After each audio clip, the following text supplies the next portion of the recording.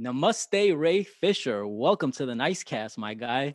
It's good to be here. Thank you for having me. Thank you for having You me. know, now that we're doing this for the Snyders, for Borg Life, for Vero, for the fandom in general, I gotta take a page out of the Ray Fisher playbook. Give me a second. It's a little hot in here, man.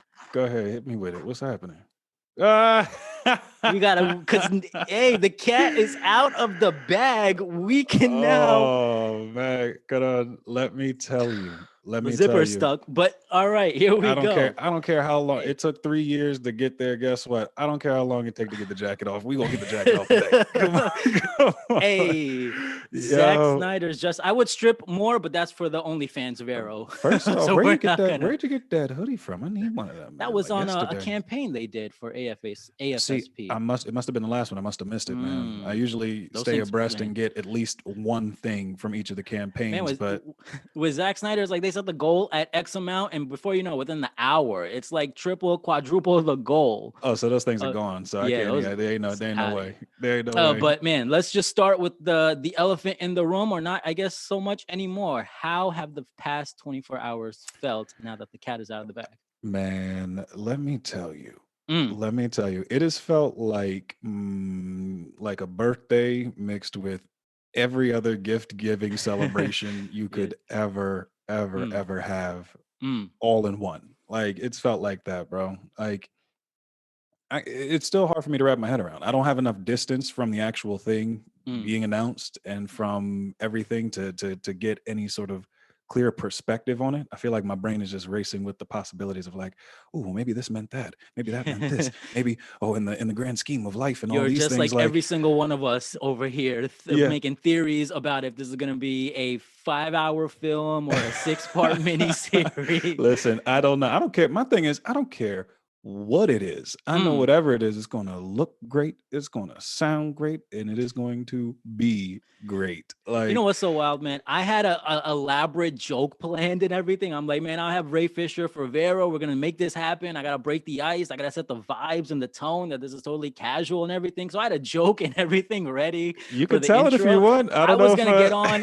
introduce you, and then I was gonna say something to like the effect of, "Well, Ray, I don't want to break it to you, but I don't really have anything to talk to you about, and I've been selling this podcast on social media as if you're going to reveal all the spicy details about the Snyder Cut. So no pressure, all on you."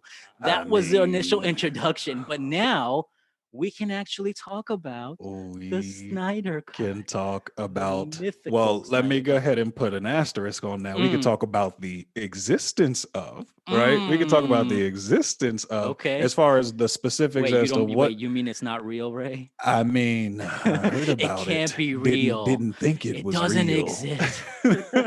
No, I mean, my thing is like, no, it's real. It's Mm, here. It's alive. It's a living piece of art as it stands right now. So like, the beautiful thing is now there don't have to be any more like silent nods and like winks mm, when it comes to conventions and people like, hey man, you got to tell me, mm. is it real? Is it true? And you just got to go, I don't know. I mean, I just know that there's a lot of stuff that pictures and things that have surfaced on the Mm, internet that weren't in the movie. I mean, you could put two and two together.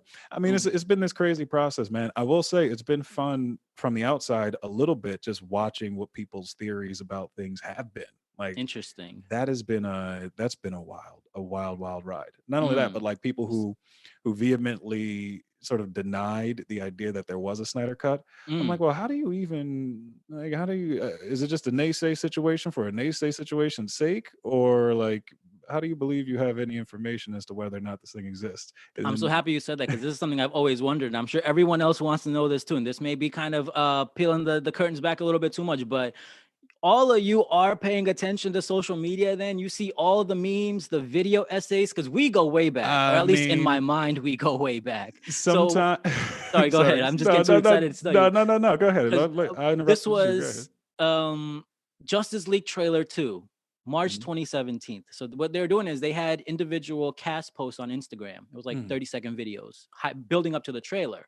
mm, So when the trailer came out, there's a very quick moment in there of you playing football as Victor Stone. mm. Um, and I screenshotted that and then photoshopped that into a Madden cover, which would have been Madden 18.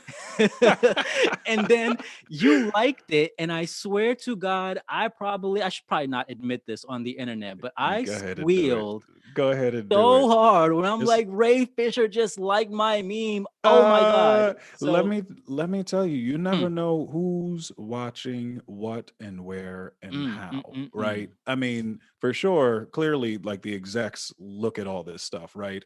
And also, when you're posting stuff about a certain character, the algorithms from certain places will just like pop stuff in, and you're just like, True. oh, that's an interesting meme, and you can't scroll past it fast enough. You're like, yeah, I just goes to the picture, whatever it Mm. is. But I got to tell you, like, flat out, I've been a fan of a lot of your stuff Oh, for yeah. quite some Oh, time, man.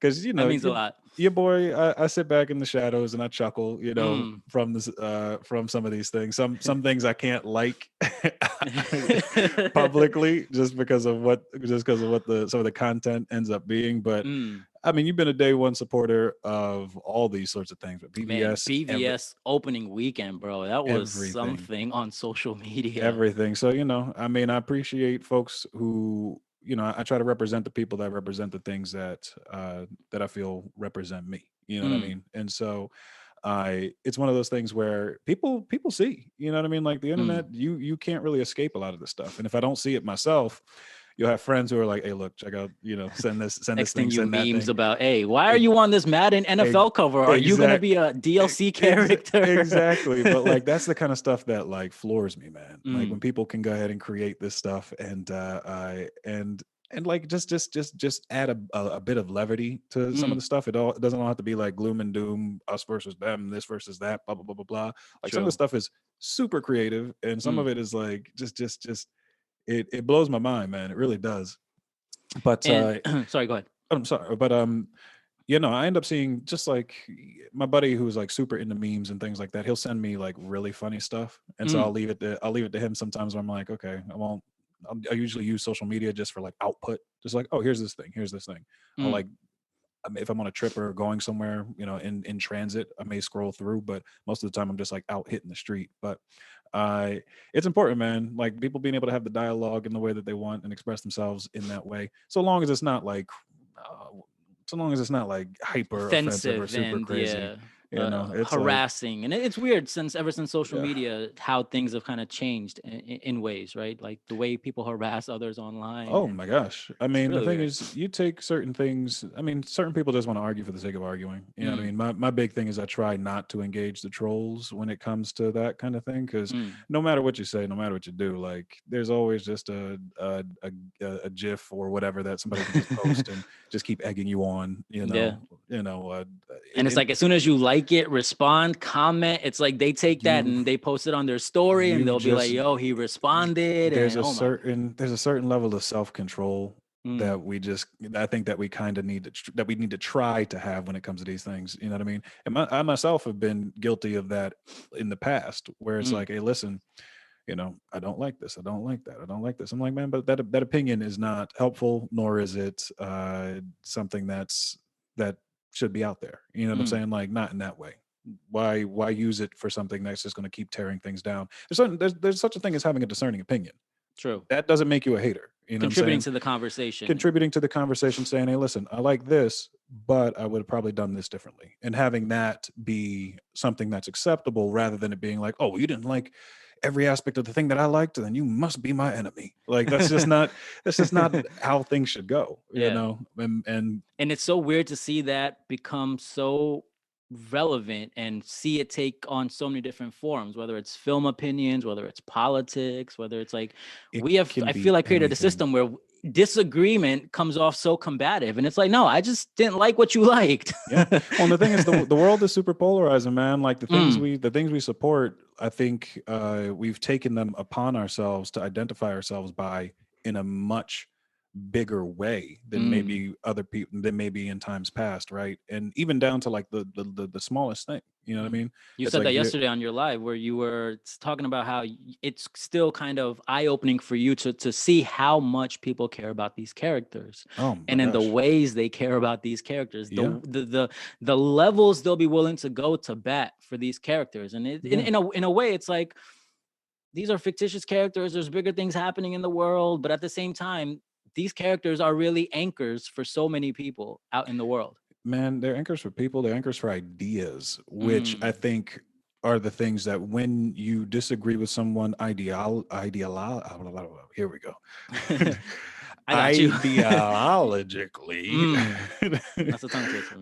if you have different ideologies than another individual, I think that's when it becomes most personal, right? That's why people say, listen, don't Mm. talk politics, don't talk religion, and you can get along with anybody, right? Yeah. That's sort of what people say. And I get it because, like, in certain cases, some people don't like their ideas tested, right? Mm. It's more than just like, oh well, you don't like my shirt. It's the idea that I chose this shirt and that this shirt is an extension of It's a what I deeper, believe deep about rooted myself, thing and it's there. this and it's that.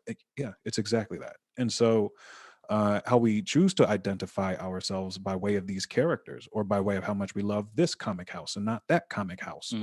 or what have you, it becomes, we've because we live in an age where we self-identify in such a massive way, and maybe even self-identify a little too much. Mm. You know what I mean, like Oh, above and 100%. beyond. Yeah. And that Because goes there's, back to the where it gets harassment type levels of like, okay, you love this character, we get it, but still, yeah. you have to be disrespectful to someone. Yeah, and just because you like something doesn't mean, and we've had so many different runs of these comics where it's like, okay, Mm. on any given day, in any particular in any particular circumstance, any character could beat any character, right? It all just Yeah. basically boils down to like, oh well, I like this character, so I'm going to Mm. hate anything that's not this character. It can boil down to that rather. Yeah. But I remember as a kid, and people think I'm joking when I say like I've loved these characters since I was a kid. I've been a DC head since I was a kid. I did not read Mm. the comics, but when it came to the TV shows, the You were movies, there. cartoons, all that stuff, man, like your boy was in it, in it. And Nice. so, my friends who were like more Marvel oriented when I was Mm. growing up,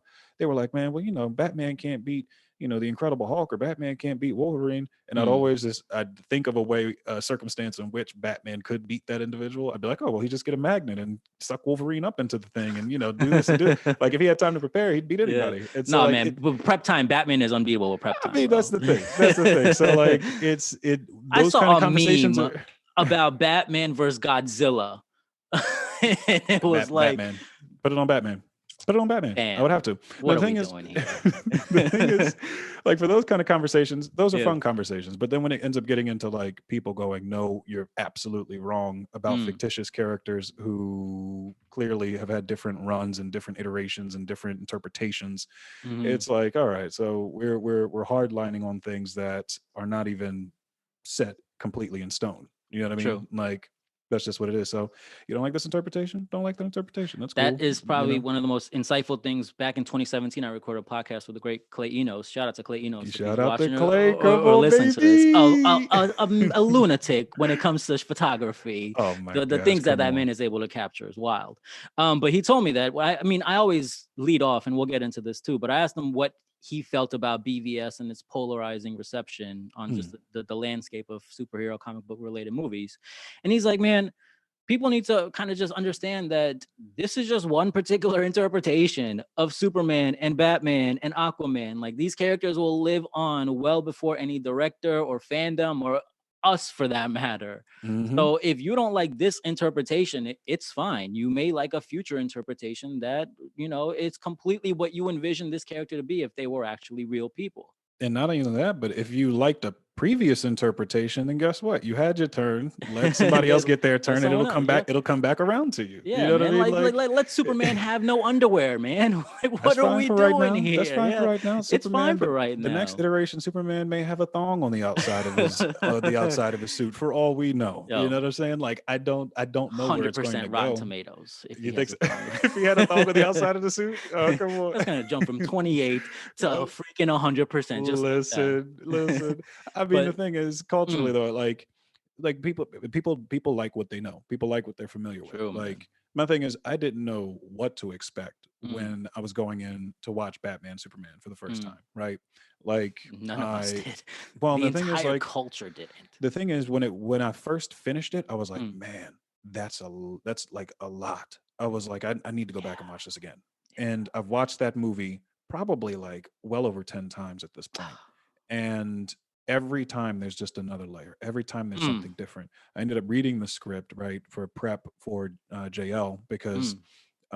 Chris was like, "Hey, listen, you need to read this because then when you read the JL script, some of this stuff isn't going to make any sense." And this is Yeah. before, like, right before the movie was, I think, was going to be released, right? Mm. And then he and I had actually went and watched it together in New York. Nice. I think right after it was like picture locked or something like that, Mm. right? And And what so does that mean for someone who doesn't know? Because I don't know. picture locked means that the movie is that's Done, what it's going to donezo. be. So that's when like games go gold and they're ready to ship. That is Mm. when there are going to be no more adjustments. This is what's Mm. coming out in theaters. Win, Okay. lose, or draw, this is the thing, right? Mm.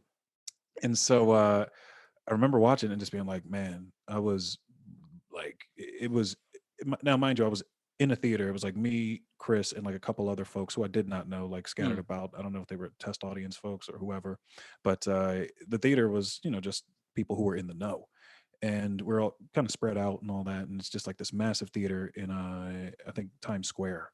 Mm. And bro, when I tell you, like, this thing was just, I It's a lot, did bro. It's not like know, a punch to the stomach I in the did best not know how way. to process in the moment, but That I is was the like, most relatable input on BVS because I didn't know how to process it when I I did- first saw it. like, it's one of those ones you got to go back and watch it. I was like, but this thing is, I dig it. Disruptive. I It dig is it, a man. disruptive. It's like breaking out of the simulation. If superhero films are the Matrix, BVS is the red pill. The red pill. Okay. See, look, I haven't, the Matrix I've not seen in a long time. So the red pill is the Okay. one where you go into the Matrix, or you come out You of the go out Matrix, of the right? Matrix. I hope, Okay. because it's All gonna right. look really stupid if it's not. It's the red pill. Because It's the people say red it's the pill. red pill. Okay. Gotcha. I'm confident. Yeah. All right. Well, I mean, yeah. So when that all was going down, man, I was like, oh, Mm. this is gonna be lit. And I was like, and if this is the style that Justice League is going to be in, or Yeah. something, comparable or whatever that Mm. is, I was like, man, I'm in good hands. Like, I already know, because this is going to mean something. It's not just going to be something that you can just watch and then be like, all right, done. Like, thanks. You gave me entertainment True. for 2 hours and it has no rewatch value and no nothing like that. Yeah. Like that's the thing that kind of gets me. And when I saw Man of Steel Mm. for the first time, obviously, like, that is a style of film in and of itself. Like, it's like unlike anything I had ever seen before then. Mm. And what I consider to be a more grounded approach to the superhero genre, I was like, now this is something I could get behind, Mm. right? And Because at the you're at a time, different point of your life, and man, that's one of the things I realized too. Is like I'm at a point in having my experiences in my 30s where if BVS came out when I was 17, 18, I'm not sure if I would have loved it as much. If I was yeah, 13, 14 years old, not as and like Bruce is a world weary character. Ben has said that on press junkets that this is a much more of a world weary approach to mm, Batman. I was like, man, if you're not experienced, and I hate the sentiment that wisdom and stuff comes with age, because I don't think you mm, need to be X amount of years old to be wise, but there are mm, certain experiences and certain challenges life will throw at you that you just can appreciate as you get older. And I feel like BVS is one of those things, which is kind of a genius move on Zach's end, because if, for example, someone's 13 and then they're like, yo, I don't really like this movie at all, it's not for me, mm, then that person is going to age, hopefully, right? And they're going to come back to it at 27, 28, 29 and be like, yo, I've gone through some real life things and mm-hmm. this may be the greatest film of all time. What Yeah. the hell was I thinking? And Well, it's fascinating how, and kind of to harken back to what we were saying about being so stubborn in how you feel, is like things are always changing. Time always. changes, like the context changes with time, with perspective, with experiences. So, And sometimes you need things to catch up with you. You know what I mean? mm, Sometimes the thing may just be a little bit ahead of where we're at collectively in that moment, right? 100%. And so it's nothing to say, oh well, I liked it before it got cool. Like, that's not anything that I hang my hat on or suggest anybody to hang their hat on. But Mm, at the end of the day, I think what is interesting is that these superheroes in that world, and I said it before, the superheroes in the world of Batman, Superman, and Man of Steel mm, are complicated. very, But the world in which those superheroes live is very super complicated. complicated. The Hmm. world in which we currently live is Very super complicated. complicated. What's So that you great get quote from BVS? On this world, every act is a political act. every act is and I mean, come on now. Like, When you imagine, when you like, throw in Superman into that mix, when you throw in yeah, essentially a god, if God yeah. was to appear today, it would 100%, the ripple effect of that would be 100% in correlation with how they perceive Superman and BVS. I mean, the crazy thing is, like, if we got confirmation of aliens, period, like, the world, Mm. it would be a completely polarizing situation. Some people would be super scared, some people would be super excited, some people are like, just kill it and get it out of here. Like, that's going to be the response. It's not just because it looks like what Superman looks like isn't going to automatically garner it this like veil of this veil or aura of acceptance. Like that's just not how human beings work. That's not how we work. I'm Even glad you though brought up. Sorry, even go though even though ideology I'm not gonna say that word again. Ideology. Even dealing with the ideology of it, it's like, if Superman didn't look like what Superman looked like, would we like him as much in comic book culture? You know what I mean? Like if he was not representative of what America was in like the 1930s or whenever Superman was created. That was the initial right? vision for the character. It was just like Yeah. a vessel for immigration and for the quote unquote American dream. Yeah. And so it's like the way that people put out media, the way that people put out these comics back then was different. You know what I mean? Like look at Yeah, some man. of the comic book runs of these characters. They get much darker and much more complicated in a lot of ways Very. than certain aspects of BVS. Mm. But because it's more of an isolated run where people go, well, this just so you know, this is just for right now. This is just this run of Batman or this run of Superman or this run of Wonder Woman or whoever. Just so y'all know, like we're gonna go back to the regular stuff. Just enjoy this for what it is, you know. So True. I mean, I can go all day about this, man. But just to because when I put the thing out that we're doing this podcast, one of the most common questions, and even when I said the thing about Clay Enos, most common question is people want to know what Zack Snyder is like. And to put into context for people that are listening to this who may not be really big fans of superhero films or the culture, pop culture, whatever, the Pentagon, and you references with aliens, the Pentagon earlier, I think a month and a half ago, confirmed like there was a UFO. Yeah, social media didn't implode from that. It imploded yesterday from the Snyder Cut. UFO versus the Snyder Cut. That should tell you everything you need to know. I mean, the thing is, I didn't hear about the UFO situation until later. Oh yeah, they put it out there, either. and I don't know if it was like a distraction for all the Corona stuff, but they were mean, this is a UFO. We're confirming it. I definitely question like the timing of those sorts of things. You know what I mean? And UFO doesn't necessarily mean extraterrestrial life coming here. It's just like, oh, it's an interesting video that doesn't look like something that we understand. So we might have to save the conspiracy cast for the sequel of this podcast. Right? I'm not sure if they're ready for the conspiracy cast let's right just now. Get my tinfoil hat here and just put that thing on. We're good to go. Well, that's the thing. It's like these things are important to people. It's like, yeah, if there are UFOs and it's been something that's been known for quite some time, like people have already flirted. We've already flirted with the idea like aliens exist, right? We're not a alone. lot of people, exactly. There are a lot of people who are like, hey, listen, chances of us being the only life forms in existence is very slim. Like in the grand scheme of everything, you know, 100%. But the fact of the matter is like that's a conversation that was ongoing. So people are like, oh, aliens, okay, it's 2020, everything's happening now. So you know, the Snyder Cut though, exactly. But the Snyder Cut, this is new stuff. This is new confirmation in real time, right? We don't have this isn't footage from 40 years ago, 50 years ago, not some radar. Exactly. It's not like a Donner situation where people had to wait many years to go ahead and get it. It's like this was a campaign, a grassroots movement, something that people were fighting tooth and nail to be able to see. True. And so, you know, you don't have people protesting, you know, to see for the government to drop all their Pentagon secrets. You know what I mean? Like it's just different, you know. That and the fan base is it's energized, it's activated, and they are passionate. If nothing else, they are passionate, man. Extremely passionate. Some folks may be a little too passionate, just a little too passionate in certain regards, but that's okay too, I guess. That's do okay. You just don't be disrespectful. Okay. As long as it doesn't infringe on other people, and that's kind of where I get into it. You know what I mean? Where I go, hey, listen. And it's such a slippery slope because you can intend to do the right thing and you can say, hey, you know what, this may be crossing a line a little bit. Like somebody passed away. We don't have to release the Snyder Cut on Twitter. If somebody just passed away and the studio's putting out a rest in peace. And then they kind of interpret it as like, hey, do you not want the Snyder Cut? What are we doing here? And then it just goes back and forth, and it's just like, fam, we all want it, and thank God it was confirmed yesterday. But you know, there's a line. I feel. Well, there's a line, and I think, and there's also like such a thing as things getting lost in translation, right? Like when you put something out via text, it's why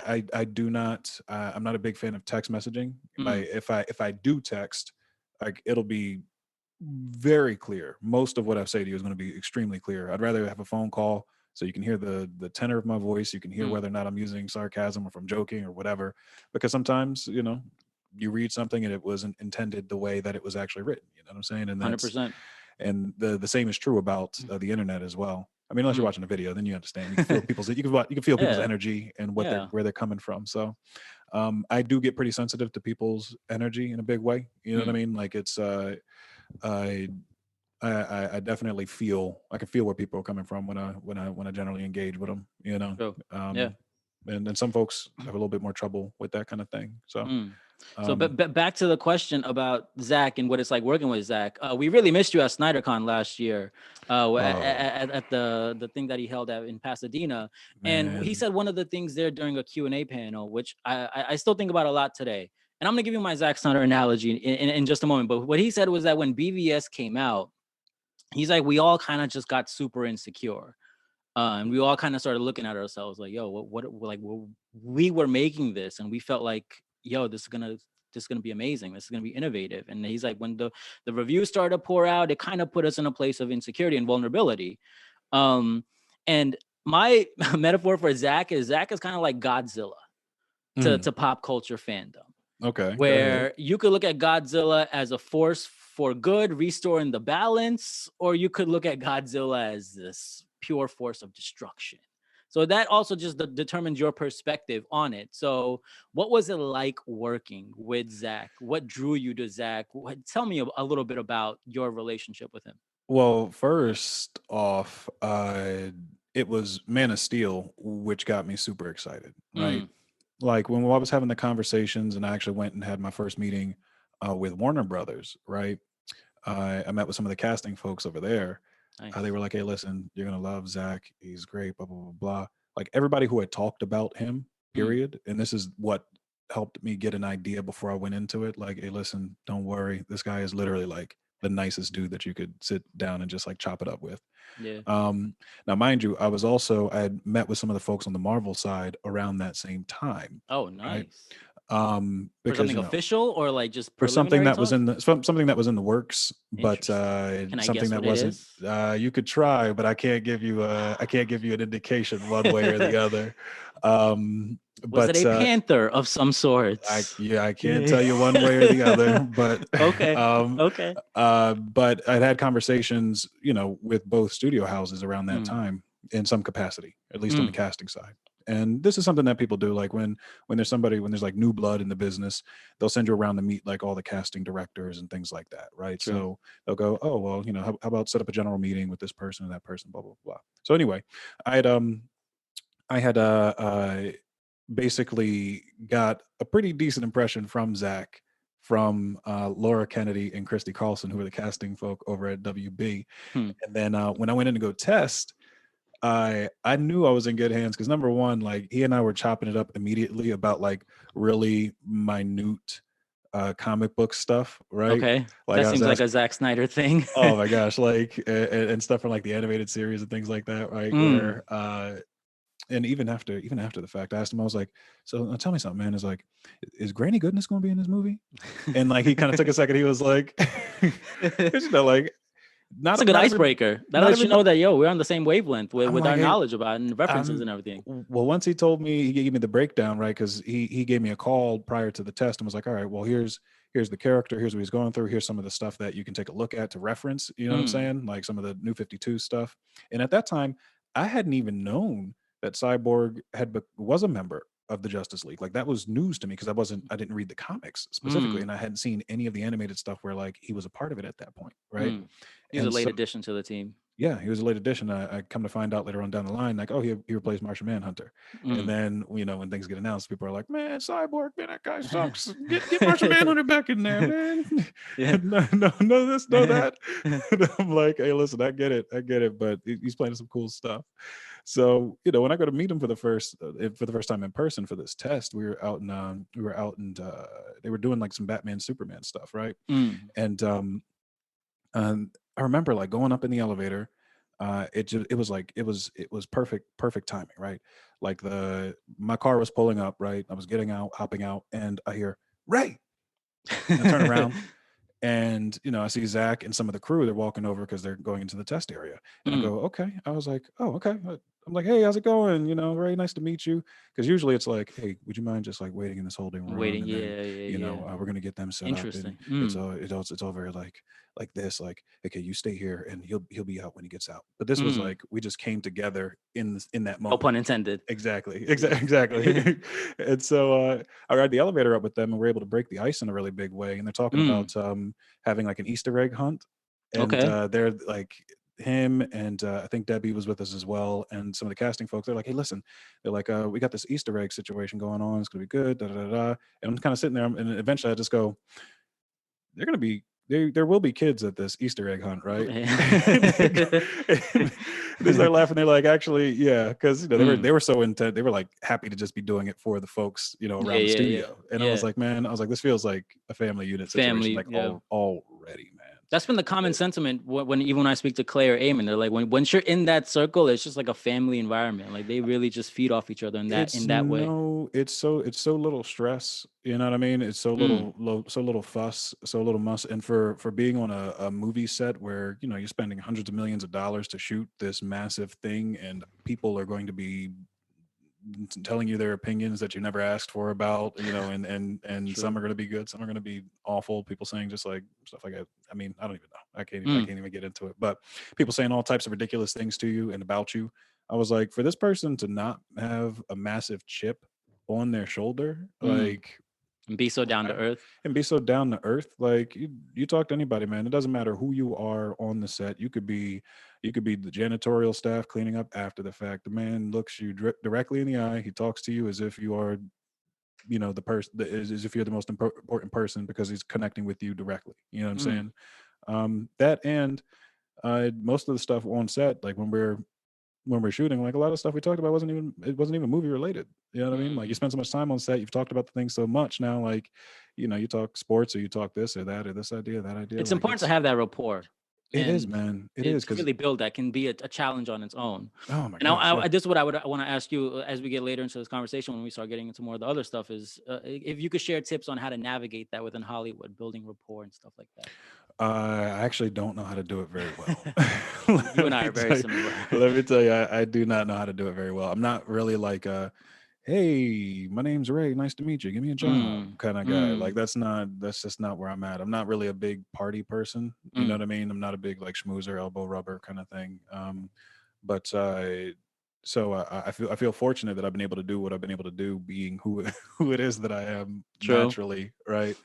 Um, but building rapport with people, I think part of it is just like letting them know, hey, listen, I'm going to show up, I'm going to give it my all, Do you and think showing Zach that. saw that in you? I'm like, this is not the type of dude who's gonna try like weasel his way into a leading role. This dude seems very genuine, because the I energy you mean, project. We speak a lot about energy. That's one of the platitudes of social media, of like positive vibes, positive energy. And it's one thing to share it in a post, but to actually exude that and radiate it, it's a completely different thing. Do you feel like he got that from you? you'd have to ask him, man. I do You not said know we have to specifically. ask him. And Yeah. ladies and gentlemen, we may get an opportunity to do so. Um, Hey guys. Who Can you that? hear me? Sorry, Zach, what it do, baby? is my I can. camera Zack not on? Snyder. Your camera's not on, but we can hear you We just can hear fine. you. You may have to hit the camera button. Let's see. Where's the camera button? And ladies and gentlemen, if you're listening to this on the audio only version, we are joined by the director of Zack Snyder's Justice League, the man himself, Zack Snyder. Okay, let's see. Here's Zack the Snyder. camera. Stars booth. Oh, good. You were upside down for a second. What's Hey, up, brother? thank you What for is joining up? us, Zach. Hey, I like How you doing? it. I'm gonna put two Oh, pairs of glasses on. all good, all good. I can grab some You may need it sunglasses to over see me here. with this beard, this quarantine beard that we That got your going. COVID beard? It's pretty sweet. Oh I my like your God, beard as well. Zach. Oh, yeah, it's a little bit, but I've been shaving mine. There you are, Ray. How you doing, my Oh, man? oh, brother. What the hell have All we right. done? What have the He's like, all people right. done? Good times. It is done, man. I cannot even. I mean, like when you gave me the call, right? And I was like, okay, yeah, it's happening. But until like they put the thing out officially, you know, you got to have your reservations. Like anything can happen. It's 2020. You know what I mean? They could be like, hey, listen, turn around and be like, yeah, we changed our mind last minute. You never know. Sorry about that. You know, yeah, we're sorry we said that. We just someone said, "What are you doing?" We're like, "What are we doing?" And then we were drunk. We had too much. Okay, you know what? We're just gonna go ahead and re-release BVS again, which would also be great. Which people would still buy, by the way. If there's another BVS Blu-ray with a different cover, let me know in advance so I could be on those servers because they'll crash. Man, come They on. will crash. Listen, no, people have gone wild, man. It's been nothing but love, man. I woke up this morning. I was telling Karan, I was like, hey, listen, man. I was like, the sun feels different. The wind is blowing in the windows a little differently today. Like this may be the turnaround for 2020, man. This is like what the people need. Like we need something to like look forward to and hope for, man. And yeah, well, Zach, sorry, my one of the people that works for us, Jackie, was driving by Warner Brothers and just saw this airplane flying around. Oh, it said, "Thank you, Warner Brothers and HBO Max." Nice. I haven't seen that picture yet, but I'm sure we can search it on Twitter. Yeah. But I was checking my email the other night, Zach, and there was one in there from HBO, and it was like, well, special introductory offer for HBO Max. You can get it for $11.99 for the next year, as opposed to the traditional $14.99. And I mean, I signed up. I gave them my digits. They have the CVV of my credit card. But hey, I don't know what to look forward to there, Zach. If only there was something coming. If only there was something coming. Listen, man, with this. I mean, look, it's exciting for us. You know, we're going to work. You know, visual effects, and everyone's excited to put a bow on this thing. So it's pretty fun. And you already know we're all hype and excited. I was telling Ray earlier that the Snyder Cut made social media break, and not the Pentagon revealing that there's actually UFOs in existence. Oh yeah, that should tell you everything you need to know about how excited we are. I said, look, man, I was telling him, I was like, listen, I mean, there wasn't a grassroots campaign out there for the Pentagon to go ahead and reveal the existence of aliens. You know what I mean? Reveal the UFOs. Exactly. Release the UFOs. Yeah, release them. But no, man, like I'm super stoked, man. I actually I got a chance to talk to Chris yesterday, Zach, and chop it up with him for a little bit, man. And Fabs sent me Fabian Wagner, who's our cinematographer, sent me a message on Instagram, man. Like everybody's just reeling. Talk to Brooke Entz, man. Like oh my God, like this is pure jubilation. Like this is nothing but good.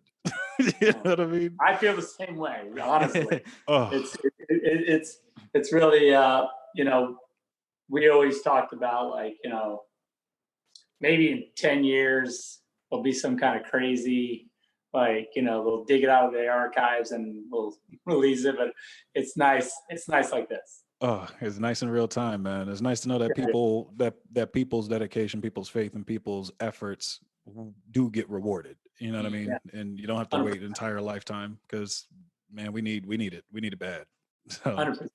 Well, my gosh. I'm super excited, and we couldn't have been happier. You had an amazing quote in the Hollywood Reporter article that dropped as soon as it got confirmed, about how this was the biggest Warner Brothers movie on social media that they never released. And I was reading that, and I was like, wow. And I just want to ask you, how was that going back to last November, when it was, I think, like over 500,000 tweets? How was that experience? Yeah, I guess for me, you know, that was like an amazing time, you know, when on the anniversary of the release, and everyone just going completely nuts, and the thing trending worldwide, all like #1 worldwide, and just an outpour. Just made me it really. And then, look, I'll be honest, like what the fandom's done and the amount of money they've raised for suicide awareness and everything they've done, you know, as far as just being this force for good. I just, you know, you can't really put in words how amazing that is. You know, if there was no movie, just what they've done to raise awareness for mental health is just it's unbelievable. And I think that the way they've been able to combine their, love for the universe and the love for these characters, and then with their social activism as far as trying to make the world a better place, it's kind of a crazy and beautiful thing. And you got to just, for me, it's humbling and amazing that all of this was around this movie, and it's just a great thing. Absolutely, I'm not sure if you know, Zach, or I'm not sure if you've seen the video, but yesterday Ray was on Twitch and he had a really powerful emotional moment on the internet. And it's not easy to cry in regular for men, but he's crying on the internet about just that moment of what it's meant for you and your family, and of course for Autumn.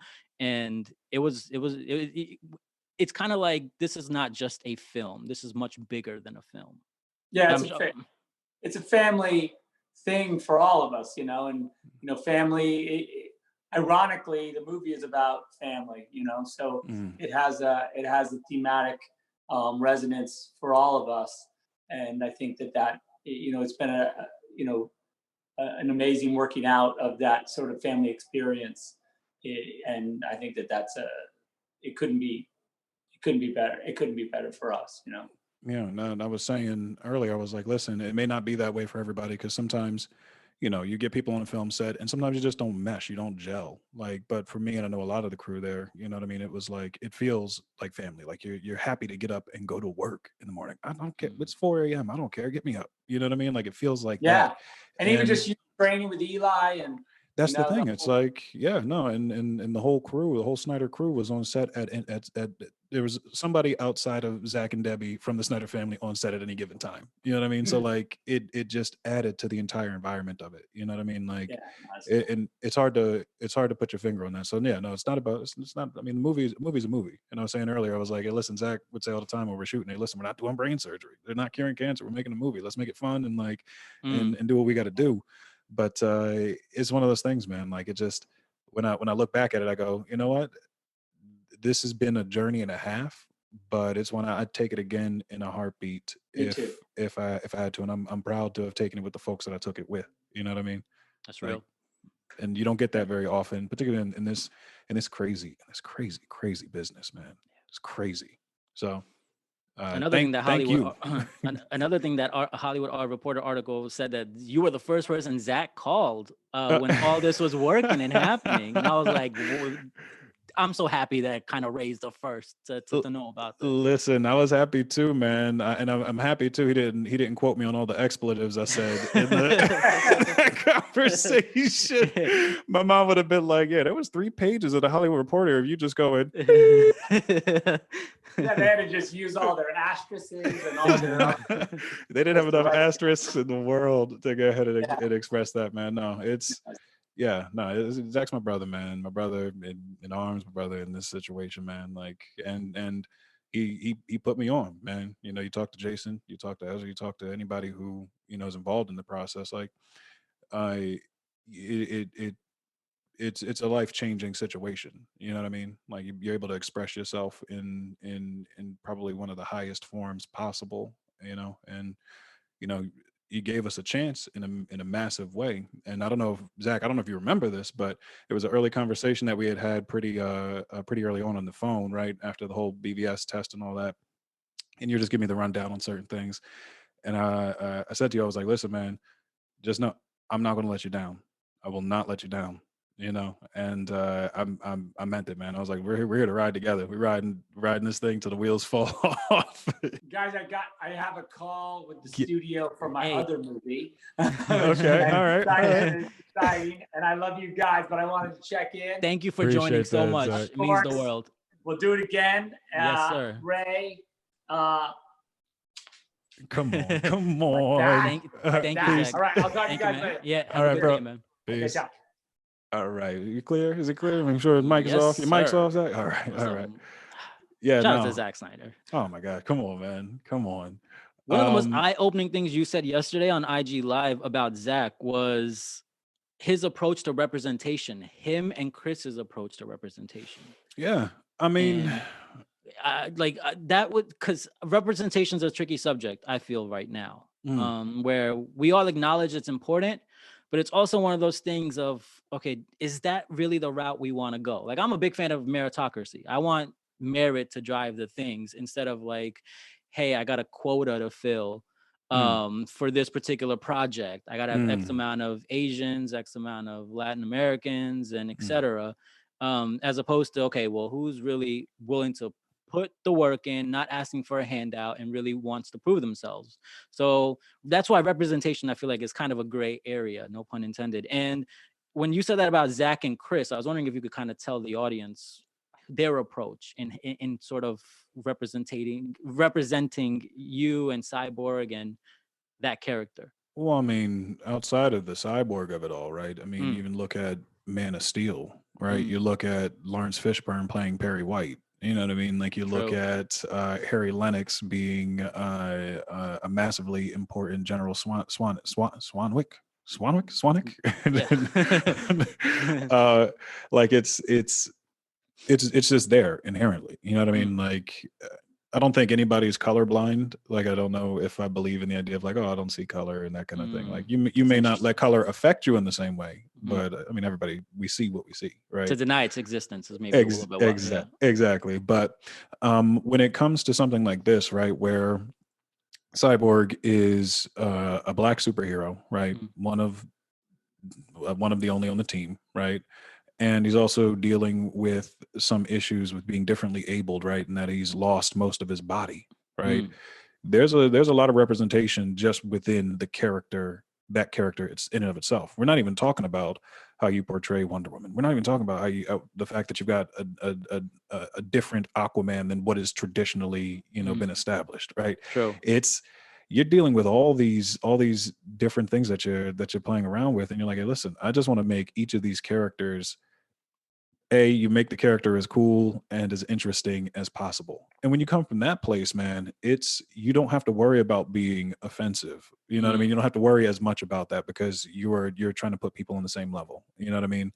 And so pretty early on, I got the opportunity to chat with Chris about things, and he was just like letting me know what his specific like ends were with the character, and if there was ever anything where I was like, all right, well, you know, just so you, I don't know, like if you've seen it from this particular angle, but like this thing, this is how I would read this if I were watching this as me, myself, a black man watching this movie. You know what I'm saying? And so, you know, it's when you have that kind of conversation with people who aren't just like, well, you know, I understand enough about the black experience to be able to just break that up. You know what I mean? Like when you're dealing with people who actually are there to craft something that is real and going to be impactful and mean something to people, like, you know, the fact that you've got Cyborg, who's a black superhero, and you've got Cyborg, who has two parents who are hyper intelligent as well. That's not a normal, stereotypical dynamic setup for a Hollywood situation. You know what I mean? That's not a typical setup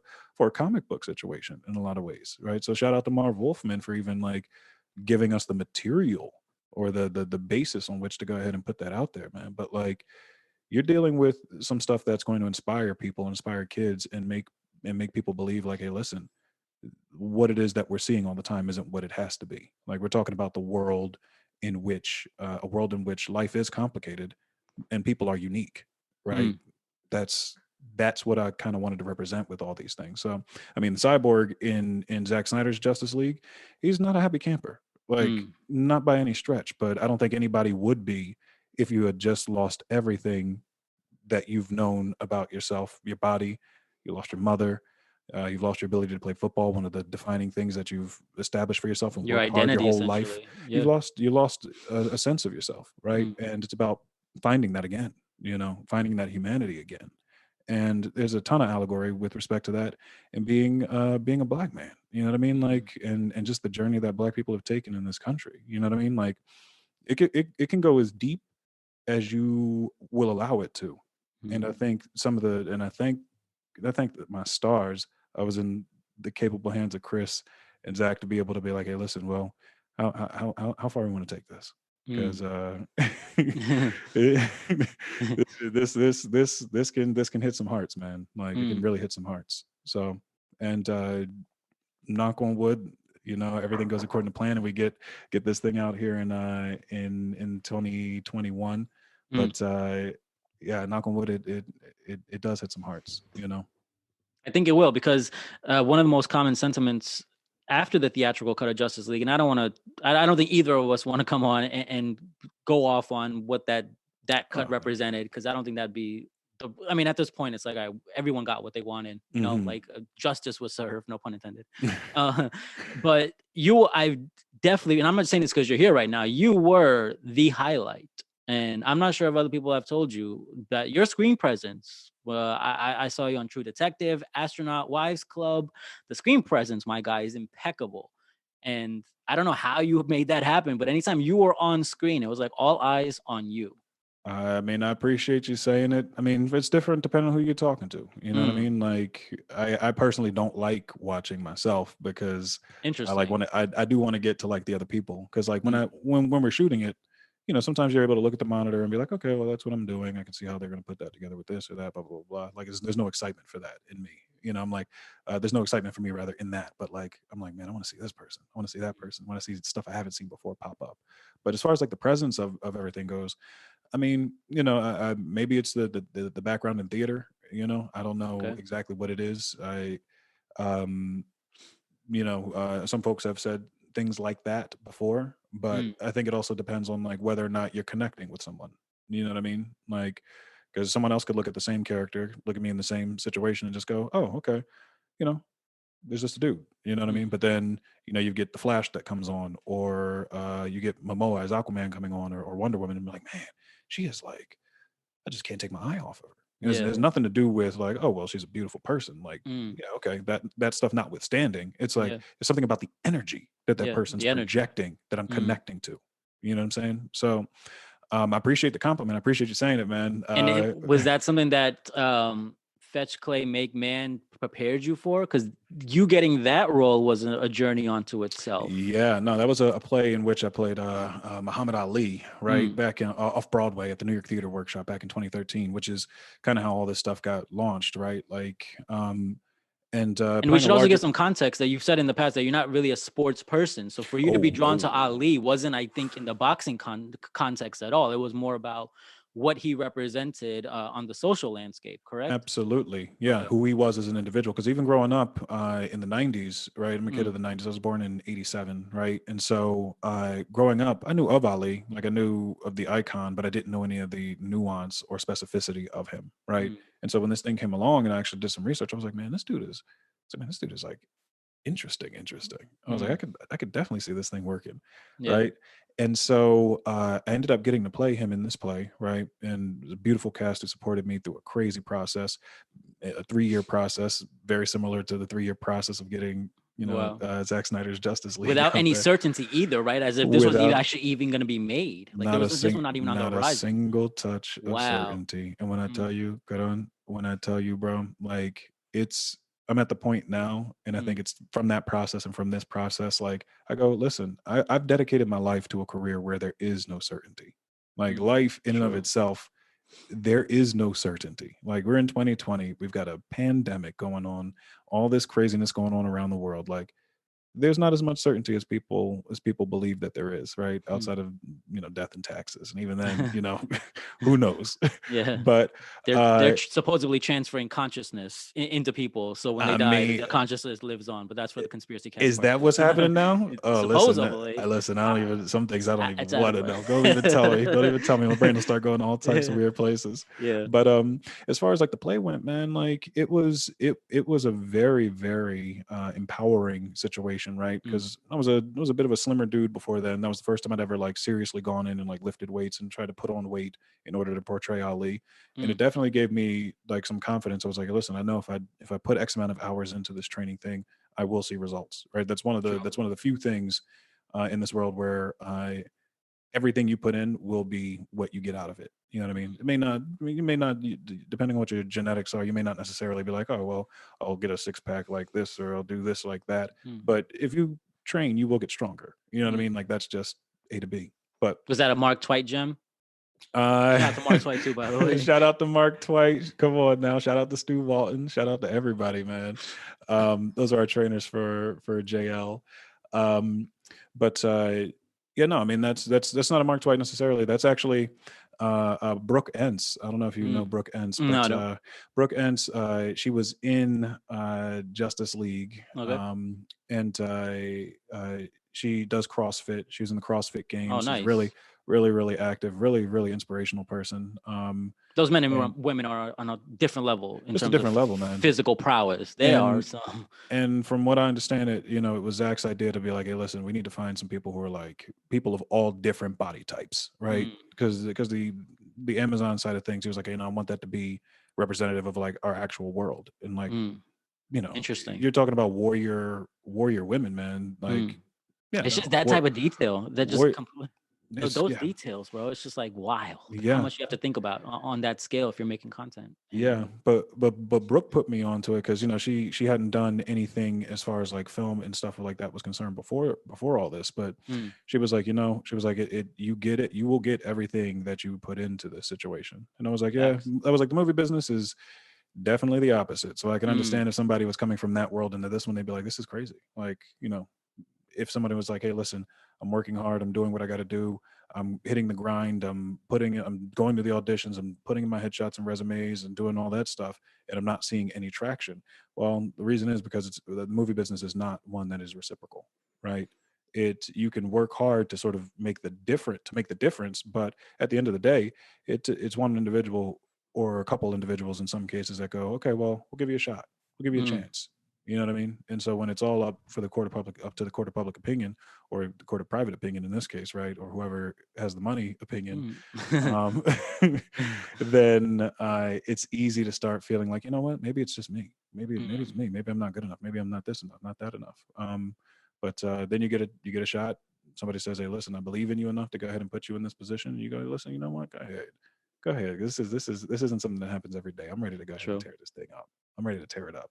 So I don't know how I got all the way over here to the right. No, but The it's question you it's originally asked all me, but relevant, all relevant to the convo yeah, for man. sure. But all Because that to it say, highlights just how much stuff goes into things, right? So it's like to the outsider, you're playing Muhammad Ali, but for you, there were so many things that had to go right, oh so many things on your end that you had to prepare for, change your mindset, pursue, be active, stay persistent, yeah. and I feel like that gets lost Well, the um, thing, in the thing, in the scope of things. yeah, man. The thing is, like, people use the cliche, and it's true, right? That you only see the end result. You don't Mm, see the years of grinding. You don't see the years of individuals not being able to feed themselves, having to move back to their parents' house in certain cases, and reevaluate, restart, get back out there, and keep trying.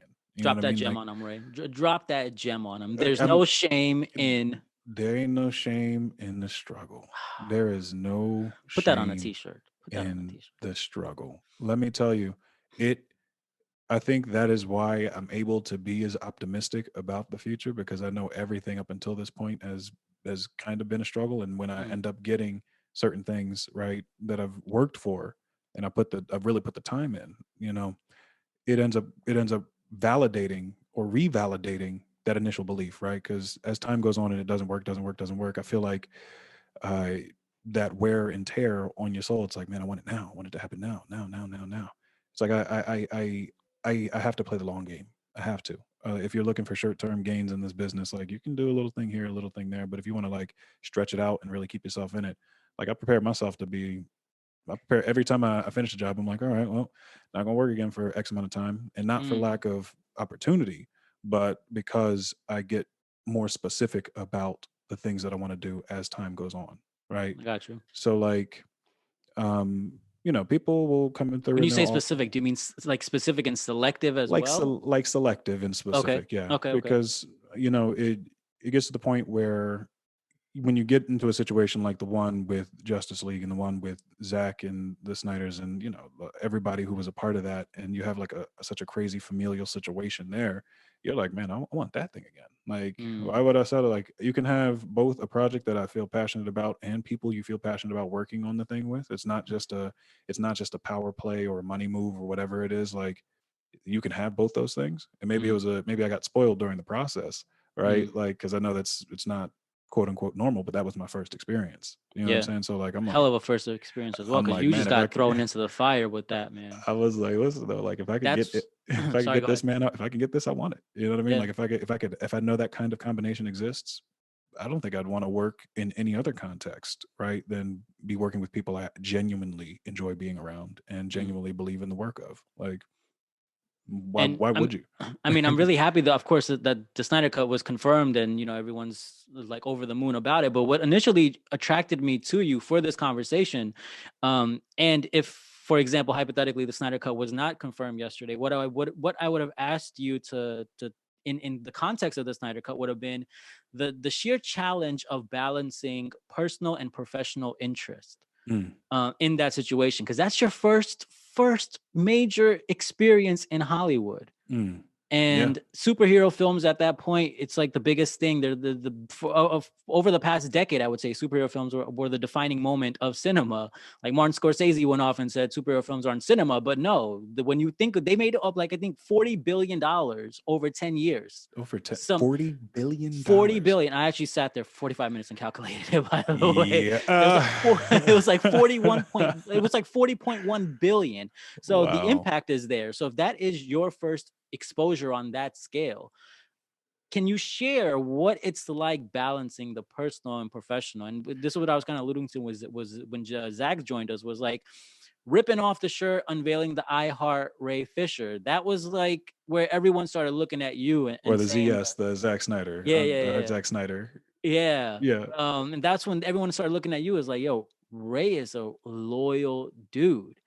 And does that come from your upbringing, or does that come from the fact that you have just found solace in the struggle, and you're okay with the struggle, and you understand that this is a long run, this is a long game? It's a long It's a game. lot to throw on you, but my I bad. mean, there's a lot. It's all good. I'll Yeah. unpack what I think I can. Yeah. I mean, the thing is, like, the situation that Zach and the crew had gone through was like, it was terrible. I cannot imagine in any world. I cannot imagine.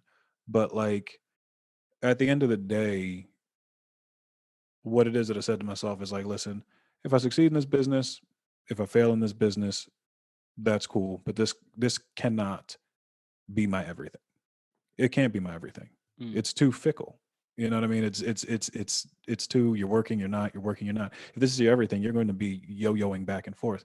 And I see why the business can drive people a little cuckoo sometimes, is because Damn. you're trying to make your foundation this thing that is not by any stretch like a stable or solid thing. You know what I mean? And so if you don't have something grounding you to yourself, you will lose yourself very quickly. You know what I mean? And so for me, it's this idea, and I get a little stoic with this stuff sometimes. You know what I mean? Like the problems that I have, the problems that I encounter in my professional life and in my personal life, like those things will go away. Like everything has resolved itself in some capacity, in some way, shape, or form. It sucks when you're in it, but as soon as it's done, you can look back on it and be like, man, we did that. We got through that. Okay. All right. And it makes you a little stronger until that stamina starts to wear down again. But like, as far as like the I Heart ZS thing, man, when I told people what I was thinking about doing, because mind you, I had to order that shirt. Right? I had to order that Custom? shirt. That was 101? That was a 101 at the time. Damn. Well, it was actually here's the situation, right? So Okay. I told some folks, I was like, hey, listen, this is what I'm thinking about doing. And the general consensus was like, yeah, okay. And so, I got one of my Borg Life t-shirts, and I put the little Hulk Hogan split in it, because there ain't no way I'm ripping through the collar of that thing as seamlessly. I want anybody thinking I'm strong out there. Don't think I'm strong. Your boy had to get. You should have seen me before him. My friend Andrea, I was actually thinking about that too. Oh, bro, I was like, yeah, would you mind like doing like a shirt real so small snip in my little collar right here, because you already know what's about to happen. How are they so slittable? Bro, there's no way. There's no way. I mean, Hulk Hogan could probably rip through his, but we're getting off the topic. But I had actually ordered the shirt, right, and the company that I got the shirt printed from originally, like when it got delivered to me, it was maybe like a week before Comic-Con, right? The company that delivered it to me, the heart was off center because I was like, I'm a Virgo, and so like Yeah. things have to be in their place and be centered and be this, be that, right? That's And so, OCD of mine as well when it's not perfectly centered. listen, man, and for something like Wow. that, where I'm like, hey, listen, we're gonna be in front of the entire world, like let the thing be centered. I can't have it be all janky and off. You know what I mean? So they end up delivering the shirt, and I'm looking at it. I'm like, okay. I was like, oh, the heart looks a little off center from the S. I was like, oof. I was like, maybe it's just wrinkly. So I iron the thing. I'm like, no, it's definitely off center. So I send them an email real quick, like, I need this shirt by tomorrow. I'm working on that. I'm working trying to get the Comic-Con. I need it for a real important event. And bro, they had that thing to me like the next day. They sent this thing straight away. Right. And then I like cherished it. I was like, all right, nothing's gonna touch this thing until we get there. But no, I mean it was a moment of solidarity, through and through. And it's one of those things where like I said at Comic-Con at the time, I was like, listen, none of us would be here without, Zach. And so like if we don't at least honor the situation as it stands, then what are we doing here? That's something Jason always says as well. Like on his IG TV video that kind of blew up when he was like it was about the Snyder Cut. He told Zach directly, he gave him a camera and told him directly that I wouldn't be here without you. It's A to B to C. You know what I mean? Like to deny that, to be like, hey, listen, I did it all on my own. And did it all on my own. I mean, I just don't get down with the whole like is self-made one of the most toxic mindsets? I mean, I feel like the idea of being self-made has sort of evolved. You know what I mean? Like it's the idea of like, no days off. You know what I mean? Like that evolved from something that was supposed to be just like this sort of something that's supposed to be motivational to like, just go harder than hard, do this and that, burn yourself out. Like it just has a toxic ring to it now, I think, but I don't think it always did, Okay. It's but for me it's like nobody's truly self-made. You know what I mean? Like you go in, you put the work in, you get help, if not from someone who directly, then at least from the people who are buying the thing that you're selling. Like there's just logically it just doesn't make any sense. So like we're all in people businesses in one way or another. So I mean that's just kind of how I frame the situation. But no, I mean we wouldn't be here.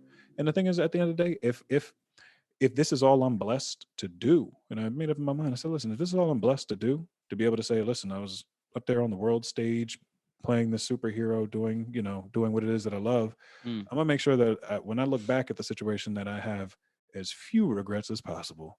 And boy, like you never know how it's going to turn out. You just do what you do what you love, you do what you feel. And if you're coming if you're coming at it from a place that isn't mean or malicious or anything like that, if you're at least attempting to come from that place, it's like, you can't really tell me nothing. I'm a big Shakespeare guy. And one of the things, because Hollywood, it's always like, you don't want to make anybody mad. Don't make anybody mad. Don't say anything that's going to make anybody upset. Yeah. But it's one of those things where, like, when I think about like my favorite Shakespeare quote, right? It's from Julius Caesar. It's actually what Caesar says the night before he, if you haven't seen the play, Julius Caesar dies in it. So spoiler alert. Spoiler alert. But they're begging, I believe Calpurnia, his wife, is begging him. They're saying, Caesar, please don't go to the Senate tomorrow. I've had these terrible dreams. I had a feeling that she used these metaphors where it's like, all these stab wounds and all this stuff, right? And there's a quote that he super famous in the play. He goes, of all the wonders that I yet have heard, it seems to me most strange that men should fear, seeing that death, a necessary end, will come when it will come. And so like, damn. It's one of those things. It's always like it's probably one of the more stoic lines that exists in Shakespeare, to me at least. And that's not even the entire quote. That's the back half of that. Caesar goes on to die after that, but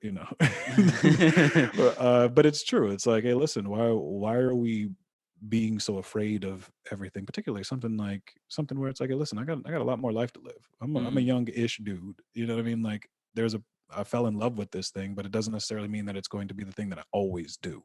And if I want to evolve or move out of that situation, I'm meeting that challenge with my head up and my chest out. You know what I mean? Like, or at least I'm gonna try to.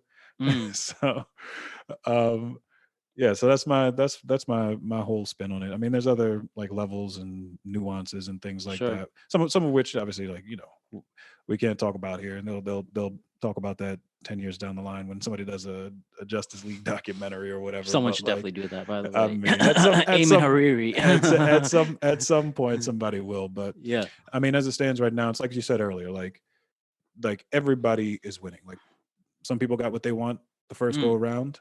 The fans are getting what they want now. I'm not in the habit of kicking someone when they're down or trying to down talk people in public if possible. But like, you know, it's more, it's a cause for celebration, not a time to it's also a character point thing. in jeer, if that's the thing. You know It's what I'm saying? it's a character thing as well. Like that just says a lot about your character too. Well, I mean, and you know, I feel like we haven't necessarily over the past decade, maybe, and I don't want to act like I'm virtue signaling, but I don't feel like character and things of that nature are really what people care about. It's just it's just the caricature is what they care about, not the character. well, my thing is like I fall short of my own expectations all the time. Like don't get it twisted. Like We are I'm flawed. I'm a whole person with a whole past, with a whole Yeah. history, with a whole like everything and a whole future ahead of me. You know what I'm saying? Like I do my best. I feel like I do more good than bad, and sometimes that's what you got to hang your hat on. I mean, I think my expectation for myself and for the people that I have around me, you know, it's pretty high. You know what I'm saying? And so like it's it's a double-edged sword in a way, because when I do fall short, or when I do feel like, oh well, I wasn't as nice as I could have been, or I wasn't as compassionate as I could have been, or I wasn't this as I could have, like I'm the dude that'll I'll call my ex girlfriends and be like, hey, just so you know, I really apologize for like how things ended. You know what I mean? Like, and Damn, it's like Ray, that's real. Ray, we already pieced that up like 2 times now. I'm like, yeah, but you know, like Just thinking life, about it. I don't know if psychologically, like, you know, and sometimes you overthink the situation. It's like, hey, did I express that I enjoyed that person enough, or did I express that like what this person meant to me, and just let them know that that you do care, do this and do that. Like I tell my mom all the time, and she'll be like, yeah, I know, and I'm like, Mom, just so you know, like I gotta let you know, like I appreciate you. Like I feel like I'm getting overly sentimental in my at the age I'm at right now. Like whereas I don't think this is something that somebody. And is this sort of like post Justice League introspection, or this has always been the precedent in your life? Because I feel like being introspective is something that I want to relate to our audience, especially because it's Mental Health Awareness Month, right? And I'm really intrigued by the idea of practical positivity, where the mindset has to be sustainable. And with social media and how easy it is to spread messages, and you build a following, you can build an audience, and you can influence people in however way that you can. It's like constantly, and you're a very positive dude, and you conduct positivity on your Twitch. That's been like the cornerstone of that. But also to neglect or maybe not highlight some of the negative things, like you said, you're also a flawed individual. I'm a flawed individual. We have moments where maybe we can be confident 1 second and then possibly slightly arrogant the next. Like these are all just complex human emotions, and it's okay to embrace them in a way. Right. You shouldn't just be like, no, I can't be this thing because it has a negative stigma out in society. No, if that's who you are and your experiences contributed to that, then practically approach it. Absolutely. You know, make it a sustainable mindset for you, that you understand that, if you're feeling down about something, it's okay if you're not always positive. Absolutely. It's okay to be depressed at times. And I'm not saying that everyone should be depressed, but I do feel like to a certain point, every single one of us are depressed. Well, it shouldn't be like a label. Sorry, I'm going off, but I'm really passionate about this. It shouldn't be a label of like, oh, Ray Fisher, you're depressed. No, it's like, no, he had an experience. And it challenged him however it did. And maybe he's at a low point. So we should say that it's okay to be at that low point and build yourself up from it. It is absolutely okay. I mean, I've had low points throughout my entire life, throughout my entire career. You know, you lose people in your life. You know, people pass away, that kind of stuff. Like, I mean, there's no lower point for me in my entire life than like when my grandmother passed away. You know, back in 2008. My condolences. I appreciate it, man. I do. I mean, this lady was like, she was like the love of my life, but she was not like, when I say like my grandma, like like Nana, like she was a spitfire, man. She was maybe like barely 5 feet, you know, maybe like 4'11", something like that. Right. And, you know, she would curse, she would drink, she would smoke. She lived her life exactly how she wanted to. She could bite your head off one second and be like, all right, well, let me make you something to eat the next. You know what I mean? That's a Like grandma thing. that's it. That was my grandma. Like Were that's you that. stubborn and you're like, nah, I'm not gonna eat it, or you would eat it? Oh, I mean, I probably it depend. It depended on how I felt. But like growing up, like I was a complicated kid. I'm a complicated adult. You know what We I all mean? are, I wanna say. I am a much better friend than I am a boyfriend. Like I know that to be true. You know what I'm saying? Like and that's a thing that I've had to come to terms with. You know what I'm saying? Killed Like us all. yeah, and because people process things differently. You know what I mean? Mm. Like most of the time, I try to look at things super objectively, which isn't super helpful in a lot of relationships, right? And when it comes to like getting to the heart of understanding something, I can get pretty relentless when I'm like, all right, well, let's figure this out. Let's figure this out. Like, where are we going? Where are we doing? How do we fix this? How do we do this? How do we do this? Try being objective when your girl really cares about a subject. Well, Try to I be mean, true. or anybody for that I'm matter. just I mean, joking, by the way. I don't. yeah, I mean, There's no- anybody for that someone's matter. gonna. Man. It's like it's just figuring out who matches your vibe in that way. And so like there are plenty of times in life where you're like, hey, listen, I at least for me, where it's been like, man, I'm at a low point. You know what I mean? But luckily I've got some really good friends who are really good listeners, and they'll just let me go off about the thing, and I'll be like, man, this thing happened over here. Been training to play Ali, and it's not going my way.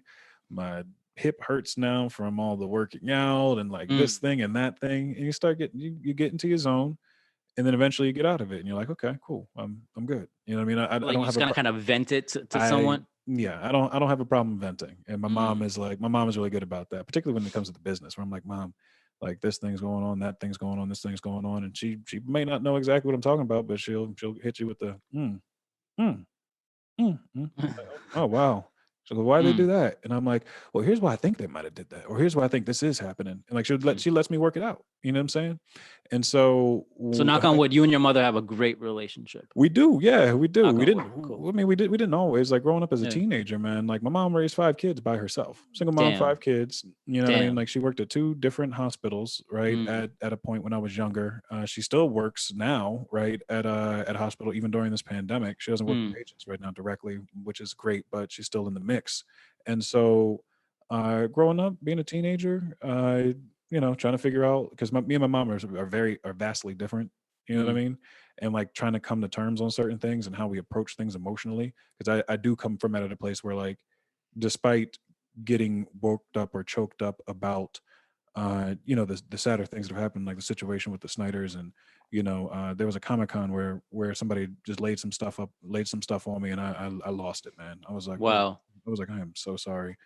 And you can't. For me, I'm like, when I try to like hold it in, control it, I'm just like, all right, let me get it out for a second. I'm good to go. But like, that's what happened yesterday on Twitch. yeah. And the thing is, like, for me, when it comes to dealing with those kinds of situations, I know that I need to go, and I usually handle it from more of an objective, or try to handle it from more of an objective standpoint. Like I'll think about it before I feel it. But once I start thinking about it and I get lost in that cycle of thought, and I go, ooh, that really is. Ooh, okay. That's deep. That's dark. And then it affects me in that way. So like when it comes to like practically, for me at least, practically handling my situations, like I know what my triggers are. You know what I'm saying? And like I like hearing my friends do impressions of me. And they go, oh yeah, I'm Ray. That's right. Oh yeah, I'm right. Right. I'm like, okay. And I think in a small way, you kind of also become the things that people, identify you as. You know what I mean? I feel like if you and that's why I think it's important that we are careful how we label people, how we identify people, and it's massively important how we identify ourselves. You know what I mean? Like, for me, it's like when people are like, "Oh, well, what do you do for a living?" Right? I've had a lot of friends who have had people go, they go, "Well, I'm an actor," and they go, "Oh, well, but what do you really do?" You know what I mean? Yeah. And it's like, oof. And so you start adjusting that answer, right? You go, oh, well, I'm this person or that person. This is my part time, but I also do some acting on the side. And you put that other thing second, right? Which doesn't seem like a lot, but I think for me, psychologically, it does something, right? Where you're embarrassed to say the thing that you're actually aspiring to be, or the thing that you actually are. Because you don't need to be constantly working to be an actor. You don't need to be constantly having scripts produced to be a writer. You can you are a writer. You are doing that thing. The thing that you do for money, or the thing that you do to make the ends meet, that's not what defines you. You know what I'm saying? Unless you let it. you know? And so identity is a complex subject matter for identity, sure. man, identity. And I think that's where a lot of like my former hangups that I've had have come from, is this idea of, well, am I defining myself the way that the world sees me? Or is the world getting an accurate view of how it is that I define myself? Because if they don't, then I need to make sure I let them know even harder what I'm about, even more what I believe I'm supposed to be. Hmm. And it becomes virtue signaling in a certain way, but then it also becomes this idea of, hey, look, you're not gonna tell me what I am. I tell you what I am. But it's True. this balance, right? It's this balance that ends up taking place where you can tell people what you are, but they'll see what you do, and they'll see what,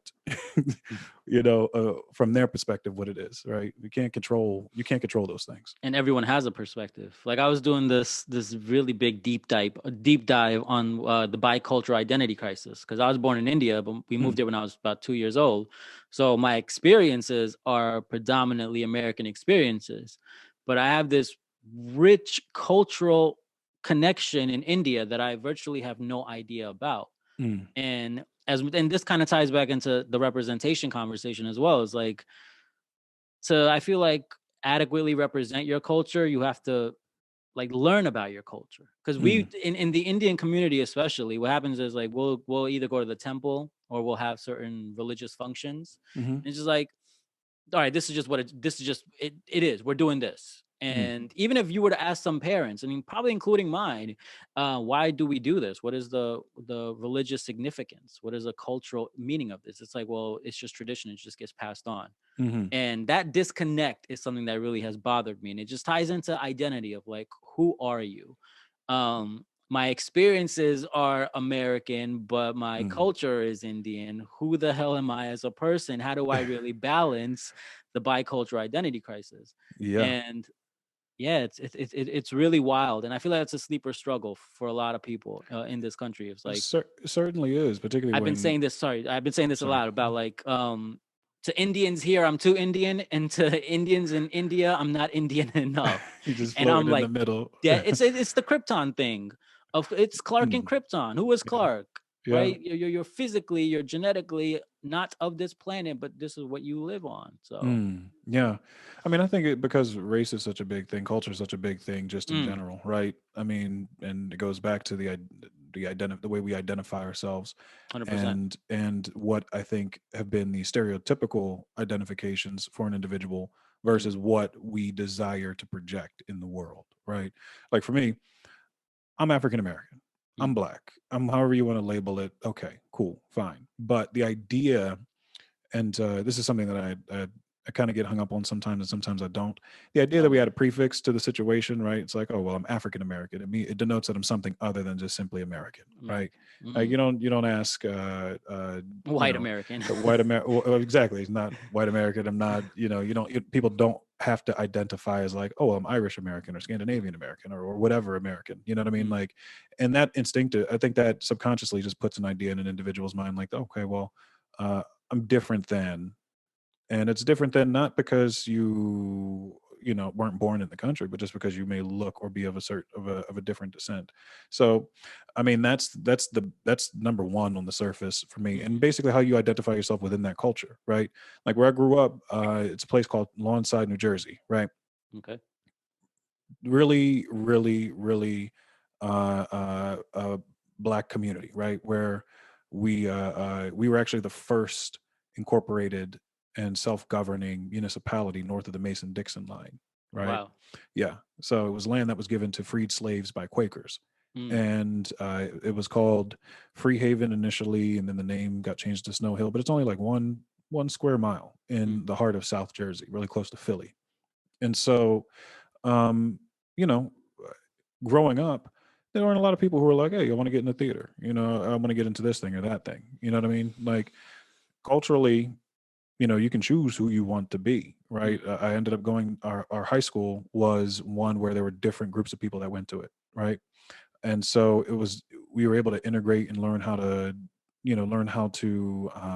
interact with other folks that didn't necessarily just look like us, you know what I mean? Which I think was massively helpful because that's the world in which we live. And so when you talk to people of color and you say, well, listen, I don't. Some may say, listen, I'm super proud of my heritage as a black man in this country. I want to lead with that. Other people may say, listen, don't see that first. I don't want you to see that first. I want you to just see me first. And then if we get into the cultural aspects of it, cool, but I want you to just see me as a person first. And so they don't lead with that. So however people want to navigate that conversation, it's like it's like there's no wrong way to go about it. It's not a one size fits all at all. It's not a one size fits all. But then you go, well, listen, am I representing enough?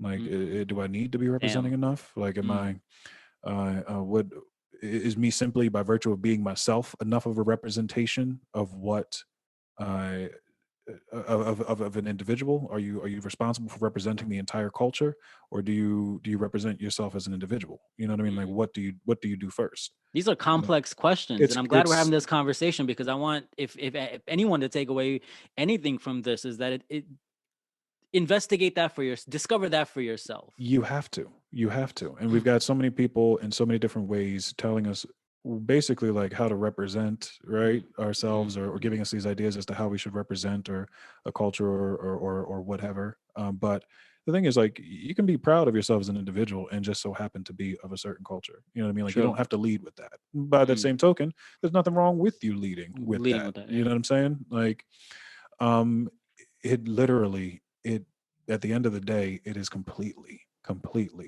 up to you, Yeah. So the struggle is definitely real. And in Hollywood, because identity is such a big thing, like what people see is such a big thing, right? You're a person of a certain height. I'm a black man. I'm 6'3". You know what I mean? Like, there are going to be certain kind of roles that I get, and not all of them are going to be flattering when it comes to the stereotypical side of things. That's just the way it goes. And it doesn't matter what you do or what. Do you feel that's changing with time? Like, are we making strides in that, where I don't have to write this particular character of this skin tone of this body type in this way? I think the question, the conversation is changing for sure, just because we're in a world now where, like, you've got so much, and they call it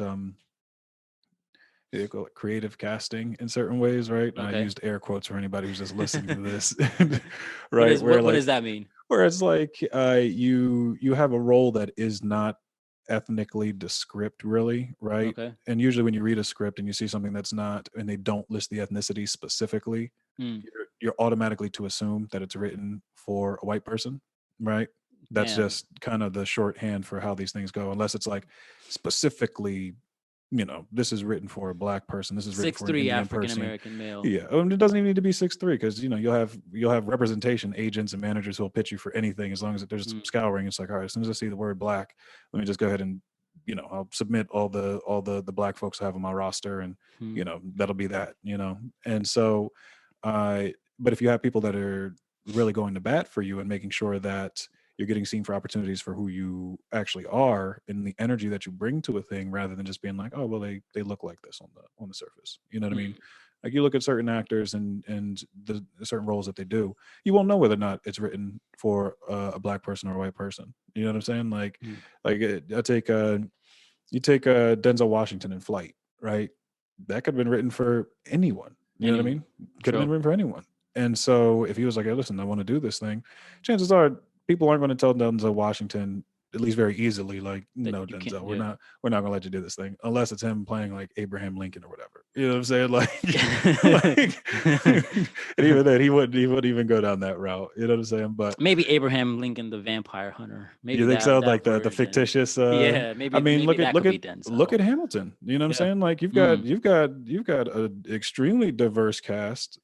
Playing characters who are clearly not of any other ethnic background than Caucasian. You know what I mean? Like, true. That's wild. And having that be as well received as it is, being a hip hop musical, first off, right? A hip hop based musical in a lot of ways, but also just having that kind of representation and having people go, okay, yeah, sure. Leslie Odom Jr. is Aaron Burr. Cool. Done.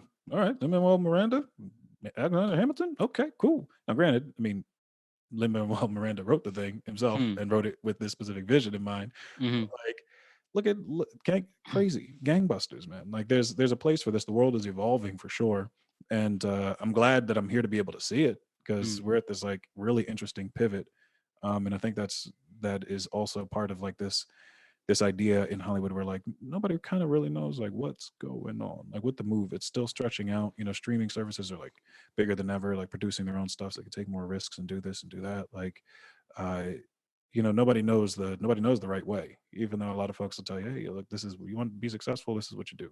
I think those are the ones you have to fear, not just in Hollywood. I would say in any area, if someone's telling you that they have all the answers, I think those are the individuals that raise the most red flags for me on a personal level. Because I think life is way too complicated and nuanced for anyone to have answers for the countless situations and circumstances. I mean, and then if you're dealing directly with the person who's going to be making the decision, the person whose sole decision it is to make that call, then you could probably take it with a little more salt. You know what I'm saying? But like even then, there's no set way. You know, so and if nothing else, this pandemic has definitely showed me that it's like for all the work that you put in, it's like okay, well now everything's stopped. The entire Everyone's world is at stopped. square one. Everyone's kind of like level playing field for everyone. I mean, at this as it stands right now, like most of the stuff coming across the desks for a lot of folks that I know, it's like people are looking for people to do voiceovers and animation stuff. Like there's this big push for this kind of stuff right now because people can do the auditions from home, and interesting. These things can be animated remotely, right? And there's going to be this huge chunk of time where there's no new content. You know, like during the writer's strike way back when, that's when what is it called? Reality TV, right? Just goes to show you how much reality TV I watch. when reality TV got big, it was because we had the writer strike situation. Now they can't even really do reality TV. You know what I mean? Like, true. I never thought about it that way. Yeah. We got podcasts. We've got live streams. We've IG got lives. These hip hop IG battles that lives, I've been having on hip-hop IG battles. Live. My thing is like the way in which we do these things will forever be changed. Like as a result of this, and so it just will be. So, yeah, man. And you referenced Denzel, so I just want to wrap up that aspect on the idea. I saw a Denzel interview on YouTube one time where he said that they wanted him to do a particular role, and he just flat out said, I won't do it. Like I'm not putting myself in that position. I'm not representing myself. That's it. And then he's like, I passed on that. And he's like, I desperately needed money at that time too. He was like, every single dollar mattered. And for anyone who's listening, who's on an entrepreneurial journey, every single dollar does matter. When Ray Fisher tells you there's no shame in the struggle, yes, there's no shame in the struggle at all. Sometimes the littlest thing of going to Target and being able to buy a protein shake for like $8 can feel like a huge accomplishment. Like, okay, I'm good for the next 4 days. I got protein, and okay, if that's all I eat, that's perfectly fine. Whatever, I can live off that. But he said that then he passed up on that role, and then there was another one that came that was like, I think monetarily 4 or 5 times larger, and he's like, it was one that suited me the best. And you touched upon being selective and specific. And my question is does that get difficult? Does it feel like a burden? Because I've had experiences in my life where I've taken high roads with things, and then later in my introspective moments, I'm like, man, why did I have to take the high road? Why couldn't I just why am I always finding myself in situations where I'm like standing my ground and taking these principled stands, and then later being like, well, the person who didn't is in a better position than I am. And those are complicated emotions, because I kind of feel like that is the vicious cycle of life, where someone's like, well, I did things the right way, quote unquote, did good things didn't happen to me. The person did things a twisted and maybe corrupt or greedy way. They're out there winning. Why the hell would I live this lifestyle of always being a principled individual? Fuck that. And it's where, like I said, complicated questions and emotions. Well, the thing is, at the end of the day, you first off, for me, I got to check myself and just verify that what I am doing is coming from that principled place, right? Right. Because sometimes it can get easy to lose sight of that, right? Because you're like, oh, well, as long as I'm not doing something as terrible as this person is, You know what I mean? Like, as long as it's not as bad as what they did, Mm, I should be fine doing what I'm doing. You know what I mean? Like, we end up equivocating in that way. sure. And that I don't find to be extremely helpful for me. It's it's one of those things where you kind of have to take the, at least for me, I generally take a hard line stance with certain things where I go, listen, well, win, lose, or draw, I know at the end of the day that I will not regret making a decision and having it not work out for me. You know Mm, what I mean? Like, at the end of the day, what I'll regret more is being convinced to do something by someone else and going back and going, man, why did I let them convince me to interesting. do that stuff, that dumb stuff that didn't work out? Mm, And so, like, there's pressure to a degree when it comes to going out and entertaining the idea of things that you may not want to do. But that's part of the back and forth that exists, like, in Hollywood, right? It's all about relationships. So if, like, a casting director likes you and they want you to come out for something and you may not be right for it, if you tell a casting director, hey, listen, I don't think I'm right for this thing, they may end up going, okay, well, I brought you in for this other thing that you really did like, and you know now you don't want to come in for this thing, and then it because it's all about relationships. Like, casting directors can have to, sever that relationship. it could damage it, and depending on what it is, and what your reason for turning the thing down is, because Mm, the person who's calling you in is like, hey, listen, I think this is a good thing. And so for you to say, hey, listen, I don't think that's the thing for me, it's basically going like, well, I think you might have it wrong. mm, Nobody wants to hear that in any capacity. You know what I'm true. saying? And so it becomes this delicate thing where, and this is why you have a lot of agents and managers and representation in the business, because they're sort of the liaison with that, right? And I, and if there's pressure to go ahead and to participate or to go out for something that you really don't want to do, um, if there's any sort of merit in it or an angle that you're not seeing, if you have good representation, they'll let you know. They'll say, hey, listen, just so you know, this may not be the thing. I'm just sending it because this person's involved, that person's involved, and this person saw your thing and liked you in this, Mm, or saw this thing and blah, blah, blah, blah, blah. And so you have to then make that decision for yourself. But, like, I think for me, a lot of it has come from years of, you do a project and then you don't, you do a project and you don't. And I ended up being in a position where I was like, you know what, I'm auditioning for things. And this is before any of, like, the movie stuff. I was mm, like, I'm auditioning for things that I don't really want to be doing. I'm just auditioning because they exist, right? And that's like saying, hey, listen, I'm spending my time in dating people I don't really want to date. I'm just dating them because they're a person. mm. You know what I mean? Like, I feel that way about marriage. I mean, it depends on what it is, that what your Yeah. experience has been. And that's the crazy thing, is like, until I got to a place where I was like, hey, listen, I'm only going to audition for the things I actually want, right? Mm, Like with the Muhammad Ali thing, right? mm, I was like, but the things I audition for, the things that I really want, I'm going to pursue it wholeheartedly, right? true. And so that happened with that. When Batman and Superman came along, I was like, this is the one. This is the one. Mm, There were some other movies and things that, like, I come across the desk, but I'm like, no, no, this is the one I want to, like. I'm focusing on this thing. Like, mm. that's where my attention is. That's where my heart is. And so that hasn't led me astray. Because let me tell you, there's nothing more depressing than not getting a job you actually really don't want. Like, That's than getting true. to, than getting turned down for something where you're like, this isn't. I didn't even want to do this thing in the first place.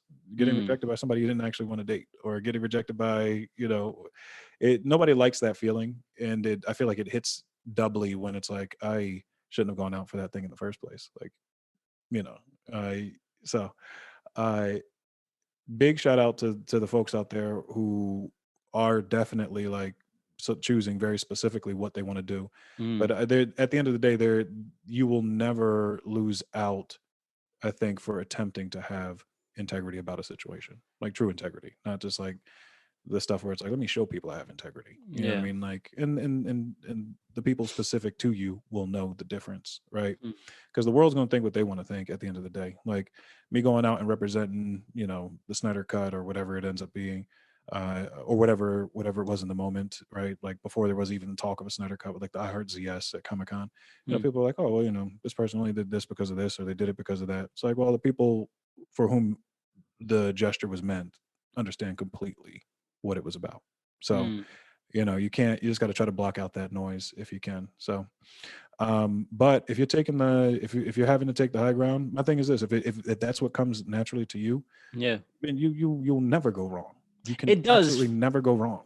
It does, and not the virtue signal, but that's always what it's kind of been. And I think that's why I've been drawn so much to superheroes in my life. Is that's usually the arc of many of them. Where like people can hate on Superman, but Superman can't hate on anyone else. Well, and that's the thing. It's like if Superman it's that responsibility, and it's not like he doesn't. I'm sure in his moments he probably thinks that. Like you see, people say this about BVS, right? To bring it back to that, about Clark is quote unquote mopey or whatever.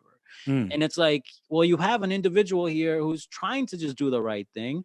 And the world is questioning his intent, and the world is questioning him as an idea, as a person, as an entity.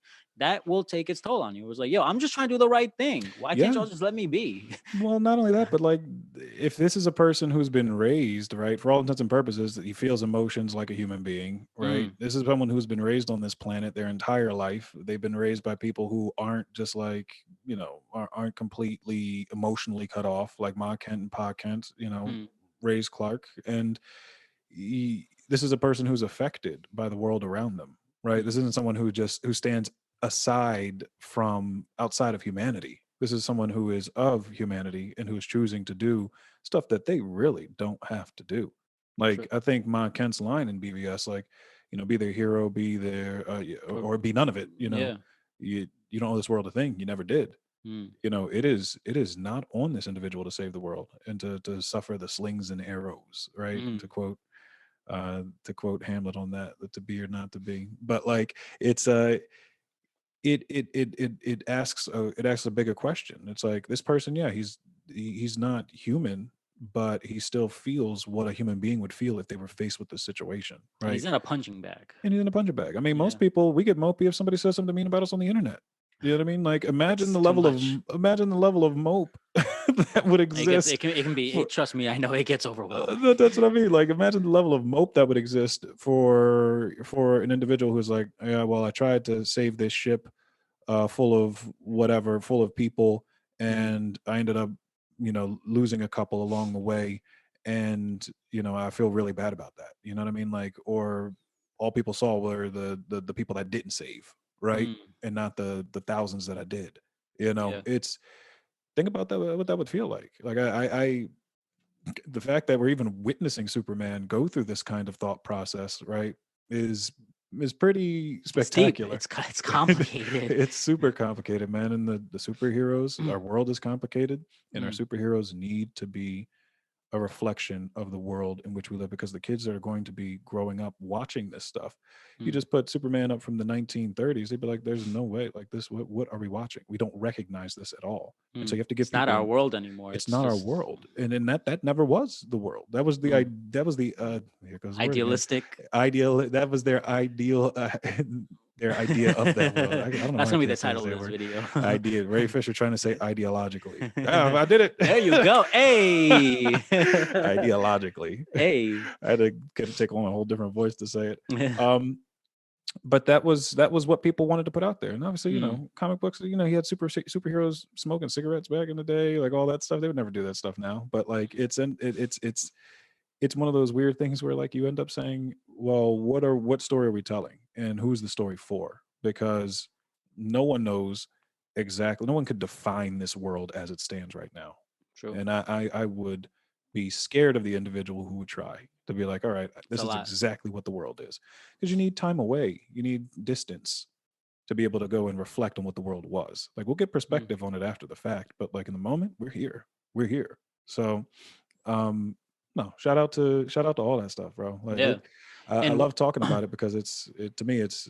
And I know I could talk to you about it because you, like I said, I feel like the vibe I get from you is that you're an introspective individual, and I feel like some of the experiences you've had, and the way you've handled things and presented yourself, to me, when I observe you, that's what I see. I see someone who's probably been to some places and had to navigate through complex situations and really hold his own and discover who he is and who he's going to be and what he's going to do with his platform and his power. And these are often things that I feel like we don't highlight as much as we should.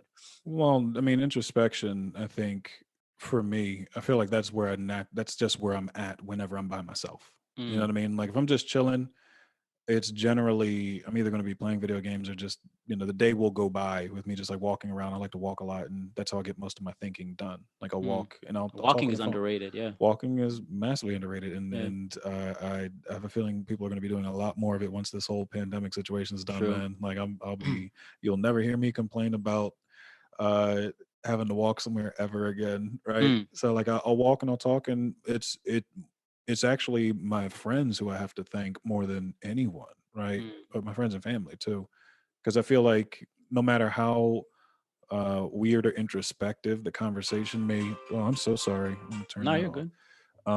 I thought that was off. Sorry about that. No, you're good. No matter how like weird or deep the conversation gets, Mm. like my friends will humor me, to at least to a certain degree. You gotta have that moment. You gotta have that balance too. Yeah, you do. You know what I mean? And there are plenty of times where like we go out, we kick it, and we don't have to talk about anything deep.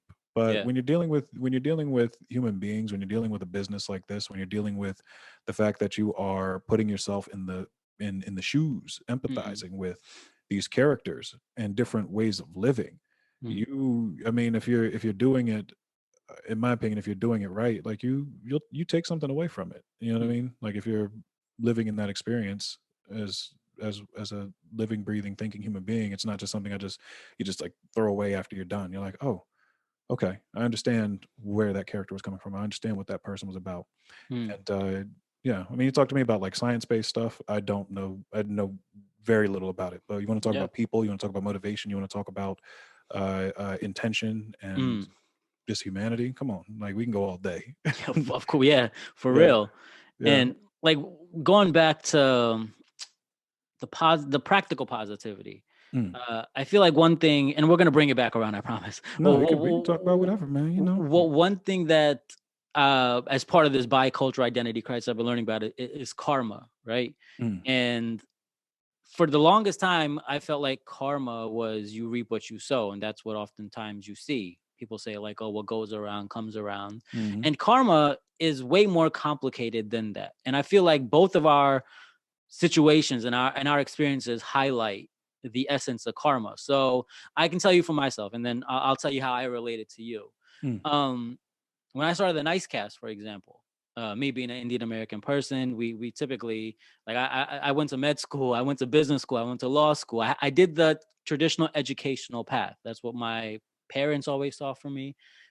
We had a gas station, which I'm Indian, and we had a gas station. Yes, a stereotypical, but they were like, "Yo, I would want to go work at the gas station because I feel like that would build experience and character." And they'd be like, "No, we just want you to study.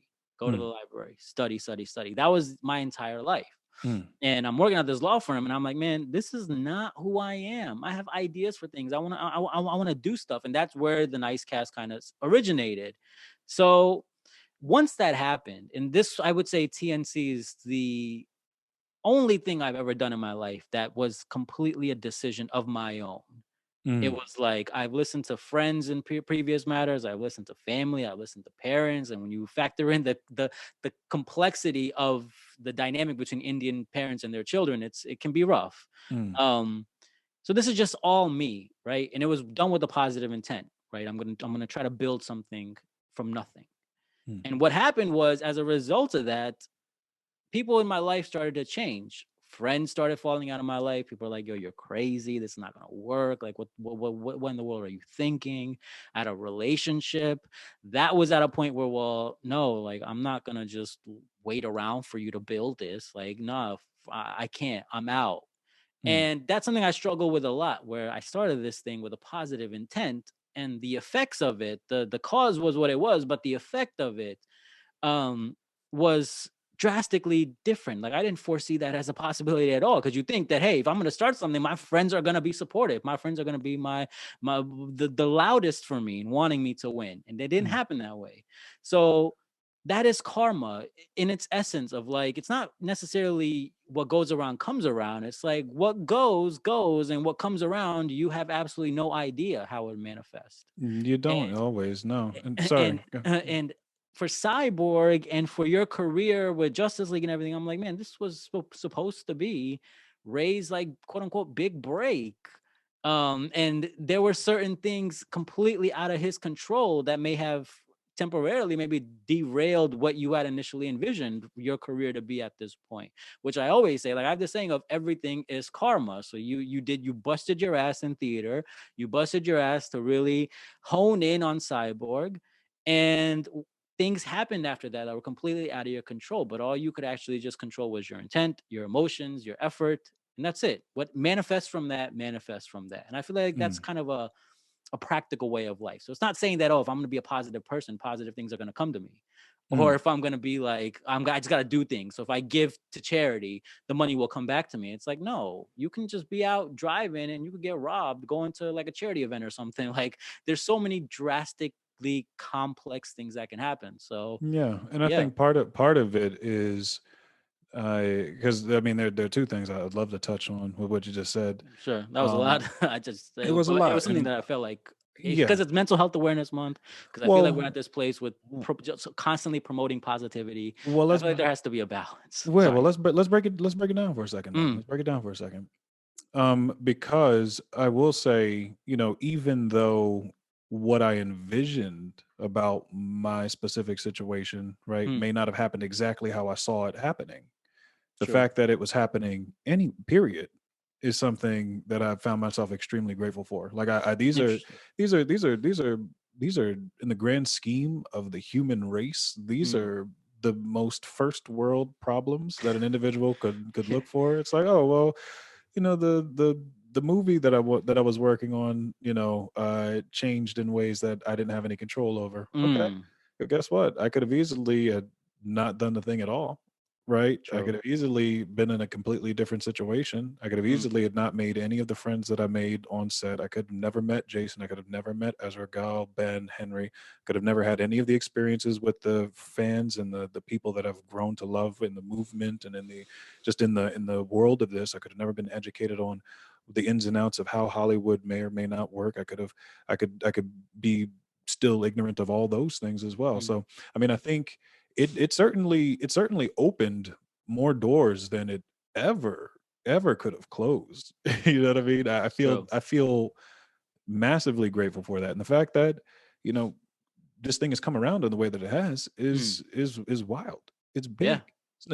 My thing is the Huge. timing. It's things have always happened.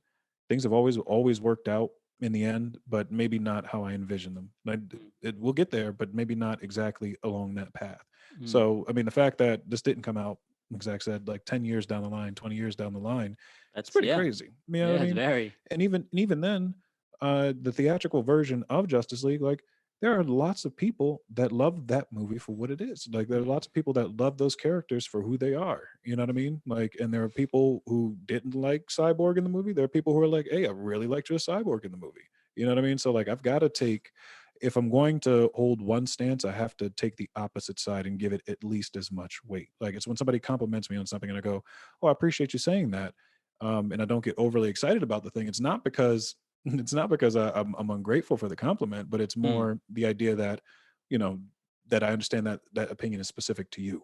You know what I mean? And I have to, in order for me not to get down about every bad thing somebody says to me, I can't pump myself up for every good thing that's said to me either. You know what I'm true. saying? So like True.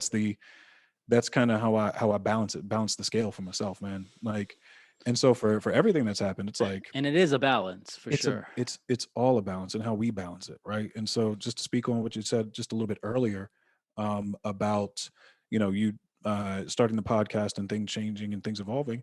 When it comes to people that are in our lives for whatever reason may be in our lives, some people like us the way we are in that moment, Mm, right? And so when we grow past a certain situation, that relationship may not be able to be maintained in the way that it was originally formed. And so if one or both people aren't willing to evolve the situation in whatever way is necessary for everybody to get along, then it may be time for people to go ahead and for people to step away and say, all right, well, I appreciate the time that I had to spend with you.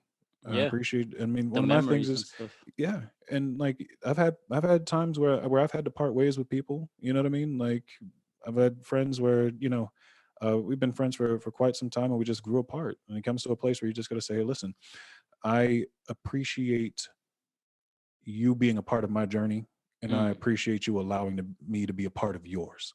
damn. And just saying, hey, listen, man, like no hate, no beef, no nothing, no this, no that. It simply is what it is. And when you look at it objectively, some people it takes longer than others because Mm. we want what we want, right? Some people want you to stay the same. Some people want you to maintain their idea of you within their mind, right? Yeah, that's a Like challenge in itself. it's a challenge in of itself. And so when you say, listen, this is the thing that I'm trying to do, there's a way to either work it out or to say, hey, listen, I'm just gonna have to step this way, Mm. and if we come back together, we come back together. So Mm. it's for me, it's tough because I do find myself in a place where I'm always trying to find a way to balance the scale. And when it comes to Zack Snyder's Justice League and all that, no, I mean the scale's balanced. We had one thing. Perfectly The balanced. fans are getting two different things. The fans will have something to talk about with this Mm. for the next Two de- Batmans next year, by the way, which two is Batmans wild. next year. Can you dig Two that? Like Batmans next year. this is going to give people so much to chew on for the Yeah. next like however many years. You know what I Mm. mean? Like, and so when you balance the scale and say, well, um, and you look at the whole journey of what this is, it's like we're gonna need a little time to get some perspective, man. Like, Yeah. and I don't get down on really any of the stuff, particularly now, where because one of my mantras has tried to be the idea of Borg life, right? Mm.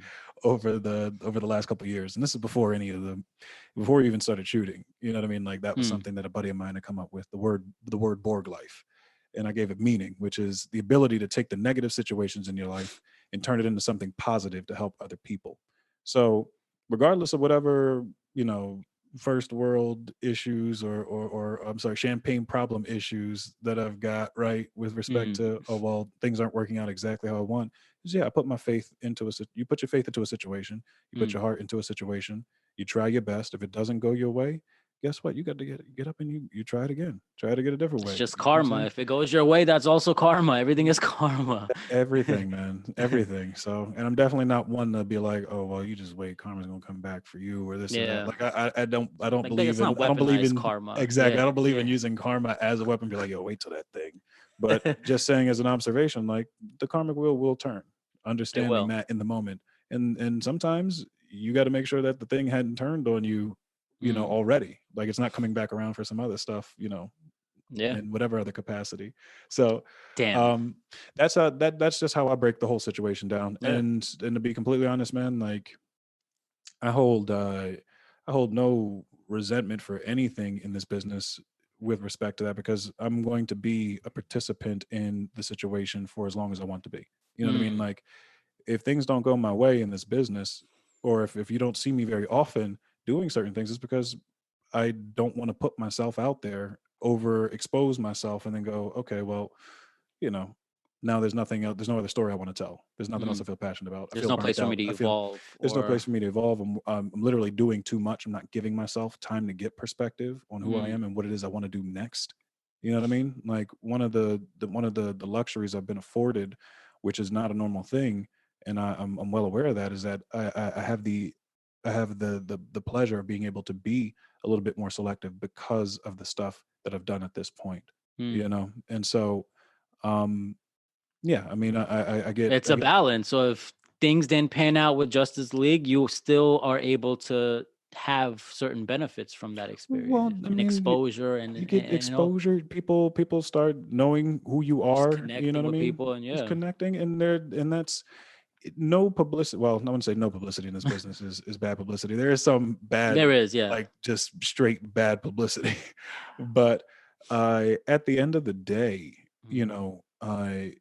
it led, we were in a situation where like these opportunities have led. I got to do True Detective. I got to be in both a major motion Hollywood picture, right? Mm. Two of them, Batman, Superman, in a smaller capacity, in Justice League, and that evolved into me being able to be a part of a Emmy nominated series. Like it, these are opportunities that if people weren't like, "Hey, rush to the next thing, rush to the next thing, rush to the next thing," you'd be like, May "Man, not have come. that's something to Mm. really go, okay, cool." And my thing is, most of the time, if I sign up for a project, I don't care what I got to play in it half the time. Mm. Like if I'm like, hey, listen, this thing is good enough and balanced enough where like I was quoted in one of the earlier things, one of the earlier articles when when I got cast as Cyborg, and I said, knowing what Zach does and how he works, I was like, listen, I signed up. I was like, listen, man, I'll play a rock. I'll play a tree. Like, I don't care what I it think I is. remember that quote. You know Yeah. what I mean? Like and it's true. Like if I get down with you and what you do, and I know that I'm in safe hands and you're not going to, do weird stuff to the character or anything like that, man, I'm come on, take me there. Like I'm ready. And I felt the same way with True Detective because I knew Nick Pizzolatto's work. You know what I'm saying? Like, and when I got to set, and I was like, okay, yeah, Mahershala, everybody was on it, man. Like And I'm it sure you got a just, lot of insights being around him and oh his my acting god, prowess and oh stuff my too. god. So, I mean, not only yes. that, but like, yeah, you work with a person, you admire their craft, but when I tell you, like, dude is one of the most humble and gracious Damn. individuals I've had the opportunity to work with.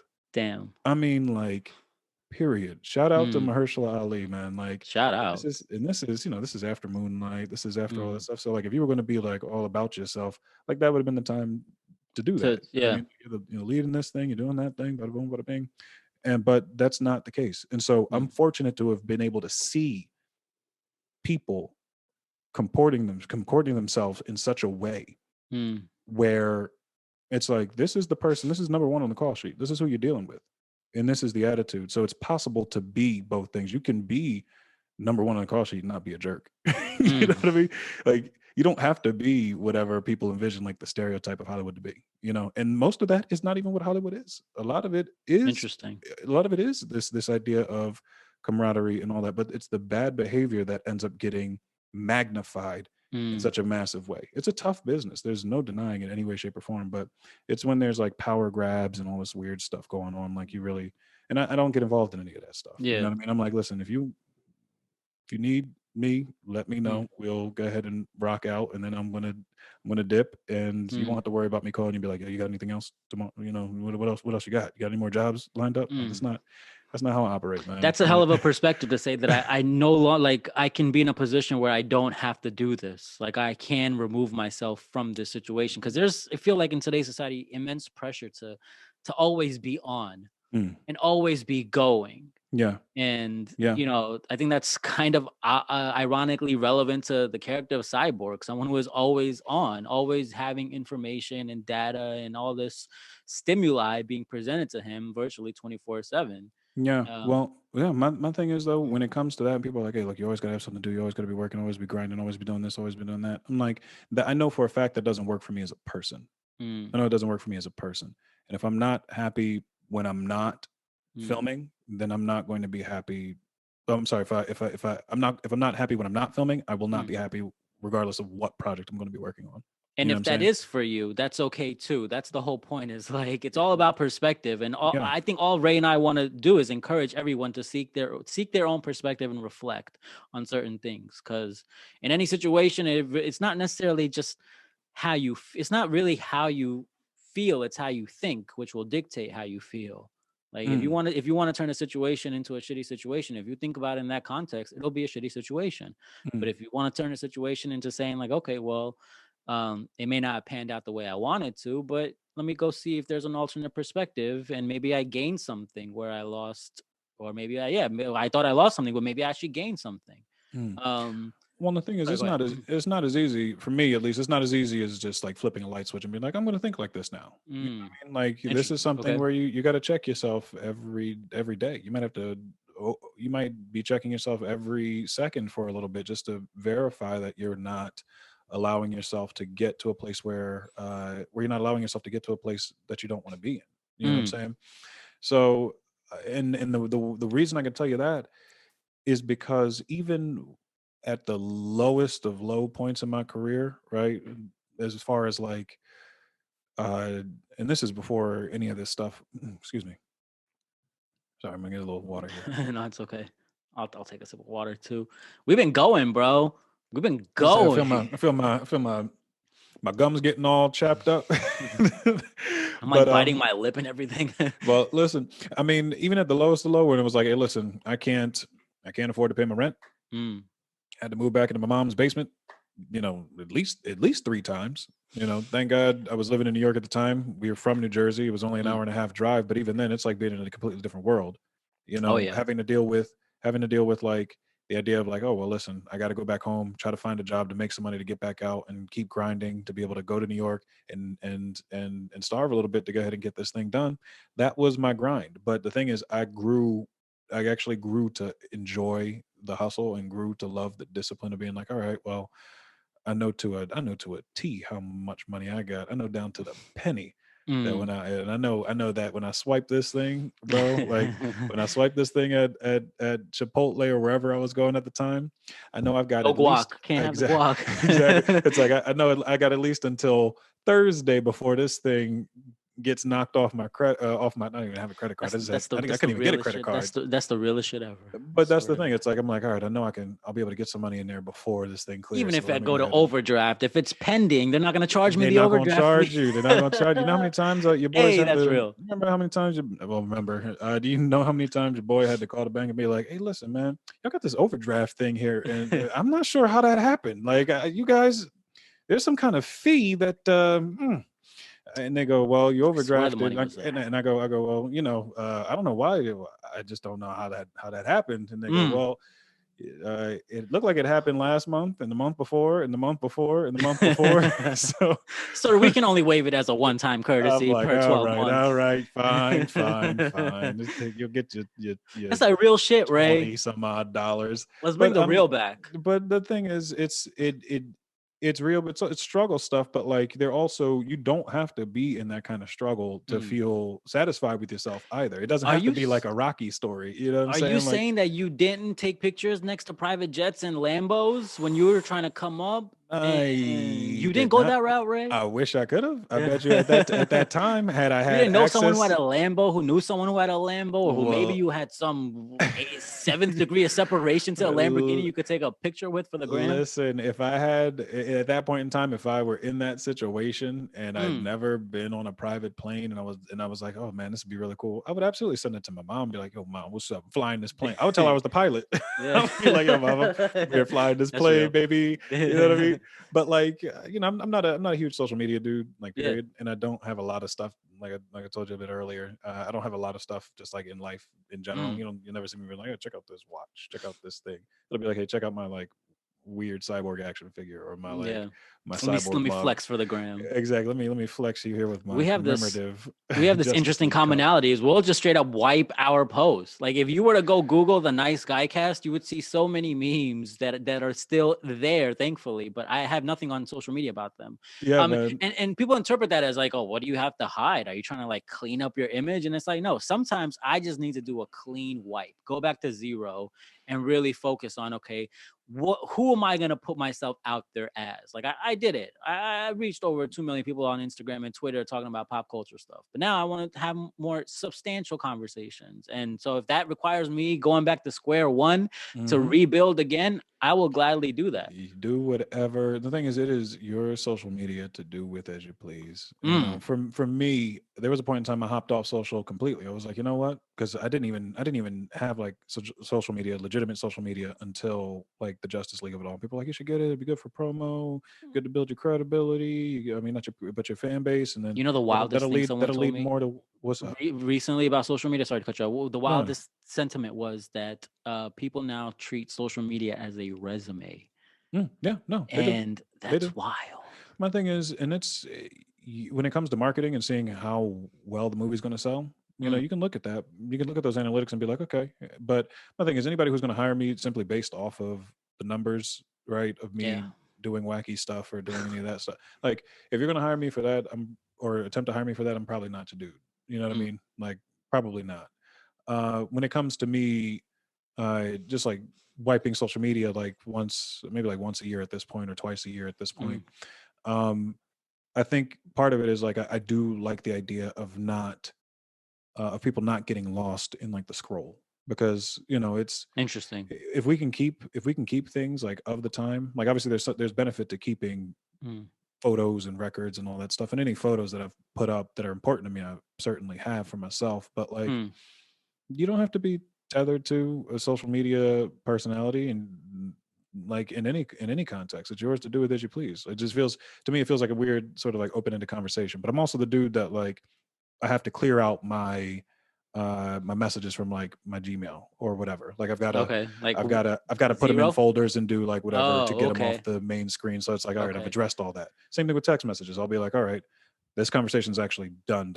Like I'll delete the text message conversation completely because it feels like there's too many open-ended conversations. So I'm like, oh, did I respond to this person? Did I do this? Okay, all right. And then when I get it all squared away, I'm like, okay, that was that. Moving on. We'll start a new conversation when we start a new conversation and have it be that, you know? Yeah, so it's yours to do with as you please. My thing is, if I'm going to use social, I'm going to do it the way that I want to do it. You know, it's been interesting because I'm glad we're having this conversation as well, because I feel like that is also not a thing that's encouraged. And because people are afraid that they have to put on an image or they have to perform for likes and followers and engagement. And it's like, no, you can just be yourself. Yeah. Like you may not draw a massive following, but the people that will mess with you will actually mess with you. They won't just mess with you because they care about what you think about a film or a video game, or they want you to do some wild things like cross-dress or some shit like that. They will come to you as a person. And I'm not saying there's anything wrong with cross-dressing. I'm saying that you don't have to like put on that act.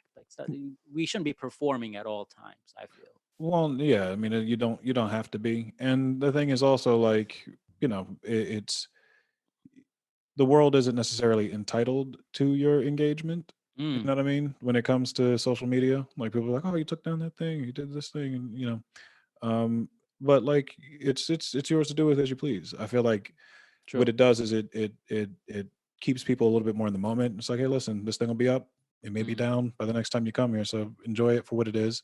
But you do have to worry to a certain degree about people like taking stuff like videos and then like taking them out of context. You know what I mean? Later on down the line, especially in your position. Like, yeah, I mean that's the drawback figure. of it. Yeah. So, but you know, you rely on the people that know you to be you to go ahead and make up the difference for what that is. You know what I mean? Like, yeah,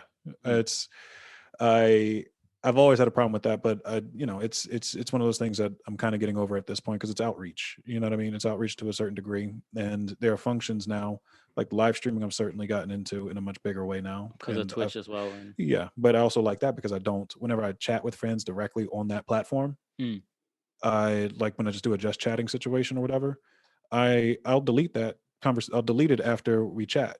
You know what I mean? Because if you're there. If you're there, you're there. And that's the kind of how I want it to feel. I want it to feel like, hey, listen, I was there in that moment. It's a live stream, you know, let's go ahead and give it that. Because I feel like if it's around forever, people are like, oh, you know, I'll get it when I get it. I won't when I won't. But like, you know, we want to be there. I want to be there in the moment as best I can. So, and that's not by no way saying everybody delete your social media. Do whatever works for you. I'm just sort of figuring out what works for me on that front. Yeah. So. Yeah, Ray, that's a lot. We covered so many different areas. Yeah, bro. But I'll bring it back to Cyborg, and then we'll begin to wrap things up. But I'll bring it all back to Cyborg, because this year there was massive appreciation for what would have been the release of the Cyborg solo, from the fandom, and people were really showing you love there, and when we were putting the idea of this podcast together, and shout out to Eamon Hariri of Vero for making all this possible, I was like, yo, I want to ask Ray a Cyborg related question, but what is it going to be? And then I started thinking about the relevance of that character in modern society. And I think one of the things that really intrigues me about Cyborg is something that we all maybe have done, where I'll be researching Indian mythology and karma and all of that, and then within 5 minutes, I'll be watching like problem child clips on YouTube. I'll go down from the most unrelated things, and I'll end up in this completely different, this like pile of information. Now I watch the problem child clips. People probably don't know what problem child is, but then I'm on the problem child, man. Yeah, that underrated problem child. Underrated film. Come on. Then I'll be on the wiki page, and I'm like, yo, the little kid who was a problem child. Well, I haven't seen him in where is he at? Then you just go down that rabbit hole. Yes, sir. So. Yes, sir. I would ask you to share or tell the audience what's a wild rabbit hole that you've gone on. I'm curious. I mean, the weird thing is, like, as soon as I catch myself doing it, generally I'm like, nope. Go back. Out of it. Get out of here. The thing is, I don't think I could tell you that offhand. I think it's most of the stuff starts with like comic book related stuff, because once you Okay. put anything on social media that's algorithm based, it's all like most of the stuff you end up getting, Mm. ends up being of that ilk. Because they So it'll think you go from like like, it, and yeah, I mean, it'll be like that, which leads into like workout videos and things like that, which leads mm. into weird promotions for protein powders, and which leads into another workout videos lead to people like gym fails, which leads to regular fails, which Mm. then in some capacity ends up leading me to like, yeah, it. It's Sorry, a I'm just lot gonna already. I'm just like I'm I already scrolling know what it is, mentally. and it's a I'm lot. I'm scrolling mentally through, trying to scroll It's a mentally very through like what I cyborg saw thing this to do. morning. Yeah. So it all depends. I mean, I try to trick the algorithms in a way when it comes to Mm. those sorts of things, I tried doing that too. where I go, don't like this, don't like this, don't like this, don't like this, don't Mm. like this, and hope it just like changes everything for me. I'm still getting that kind of stuff. So I I've did that actually, on the creation side because I was doing pop culture superhero stuff. Then I moved into philosophy content. Then I yeah, moved into Indian culture content. So yeah. Instagram doesn't know who I Well, the am. thing is, yeah, I'll get some like daily stoic stuff on there, right? Then it'll be like daily stoic stuff mixed with yoga stuff, mixed with Mm. Spider-Man this, mixed with Bernie Sanders that, mixed with, Hey. that's it's just like this strange amalgam, because at any point in time when you're scrolling through, at least for me, it's like, oh, there's something that piques some semblance of interest in my brain, and I end up Mm. going, oh, okay. That's different. That's much different than what I just saw.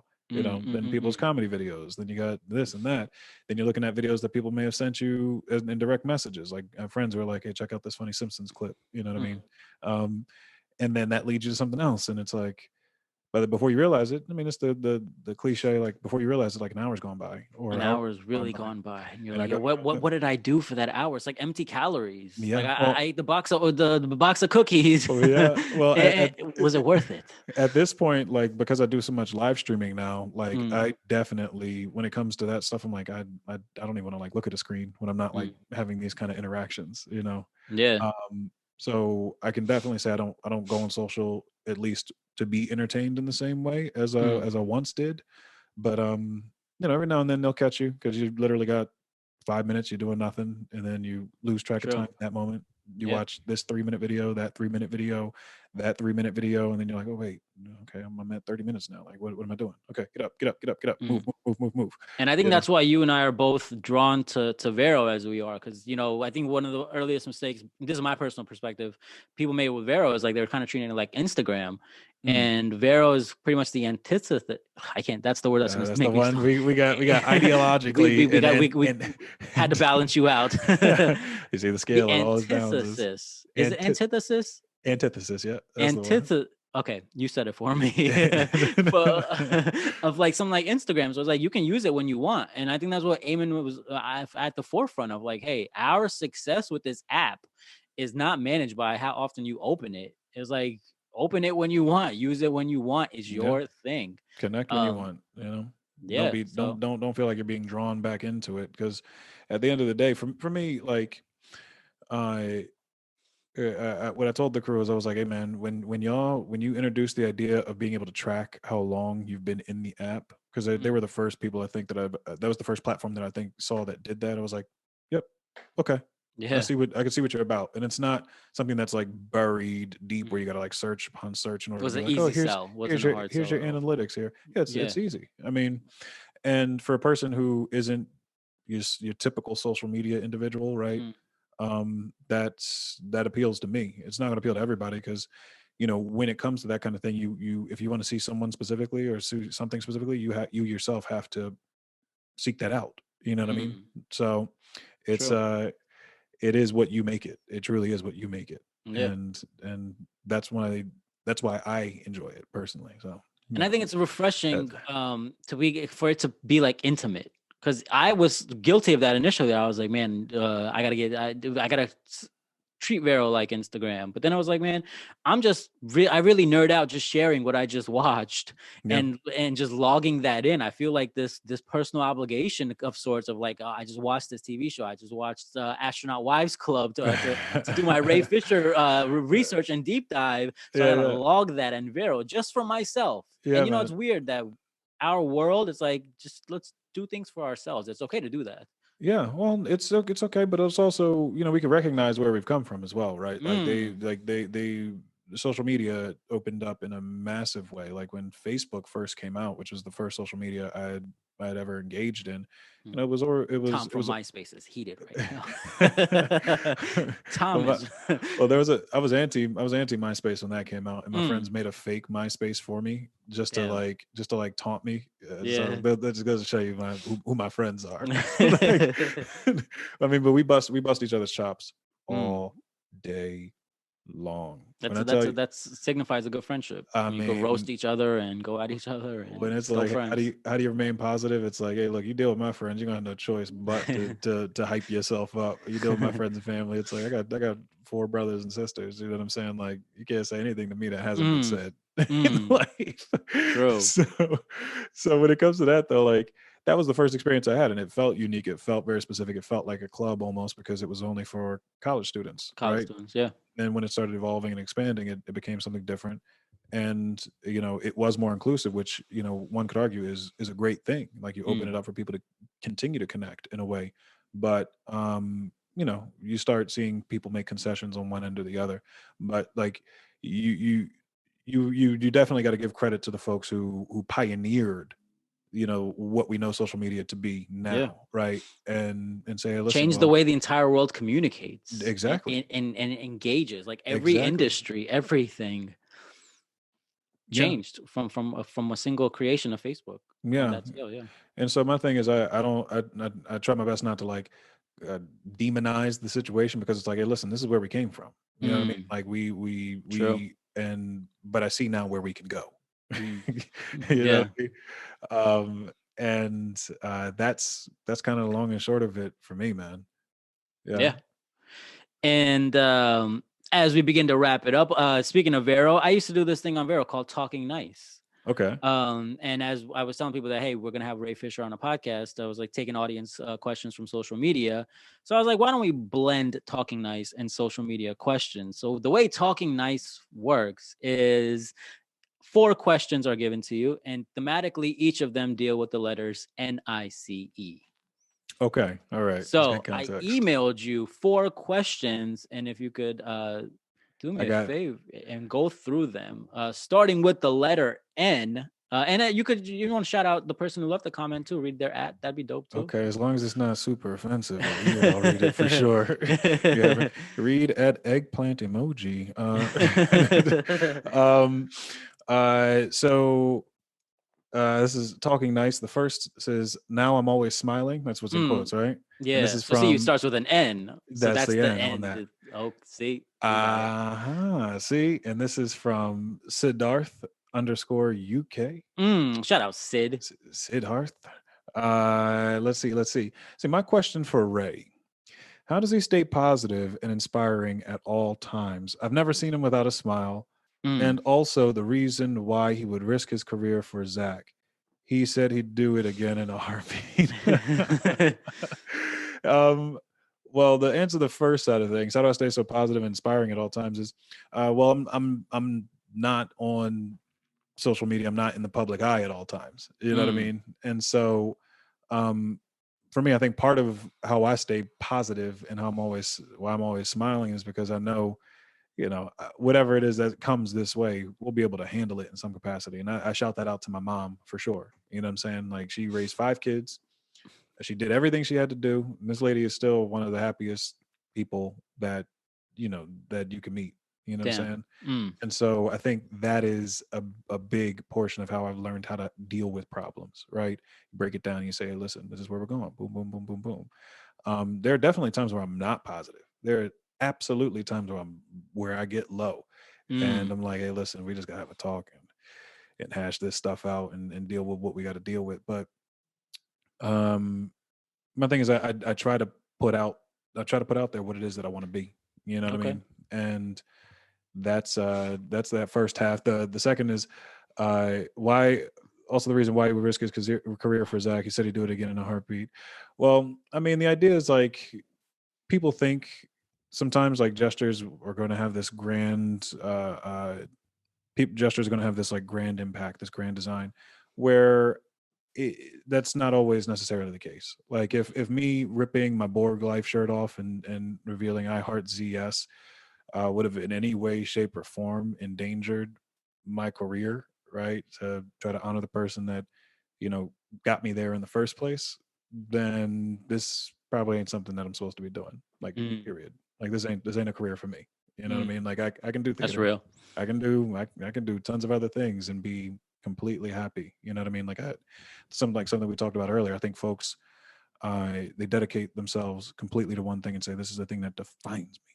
This is the one thing, and if I can get this thing, I'll be happy. It's like The I know identity that's not the case. crisis. It's like I know that's not the case. You know what I mean? Like I got to be in a major motion picture, playing a superhero at the height of the popularity of superheroes, right?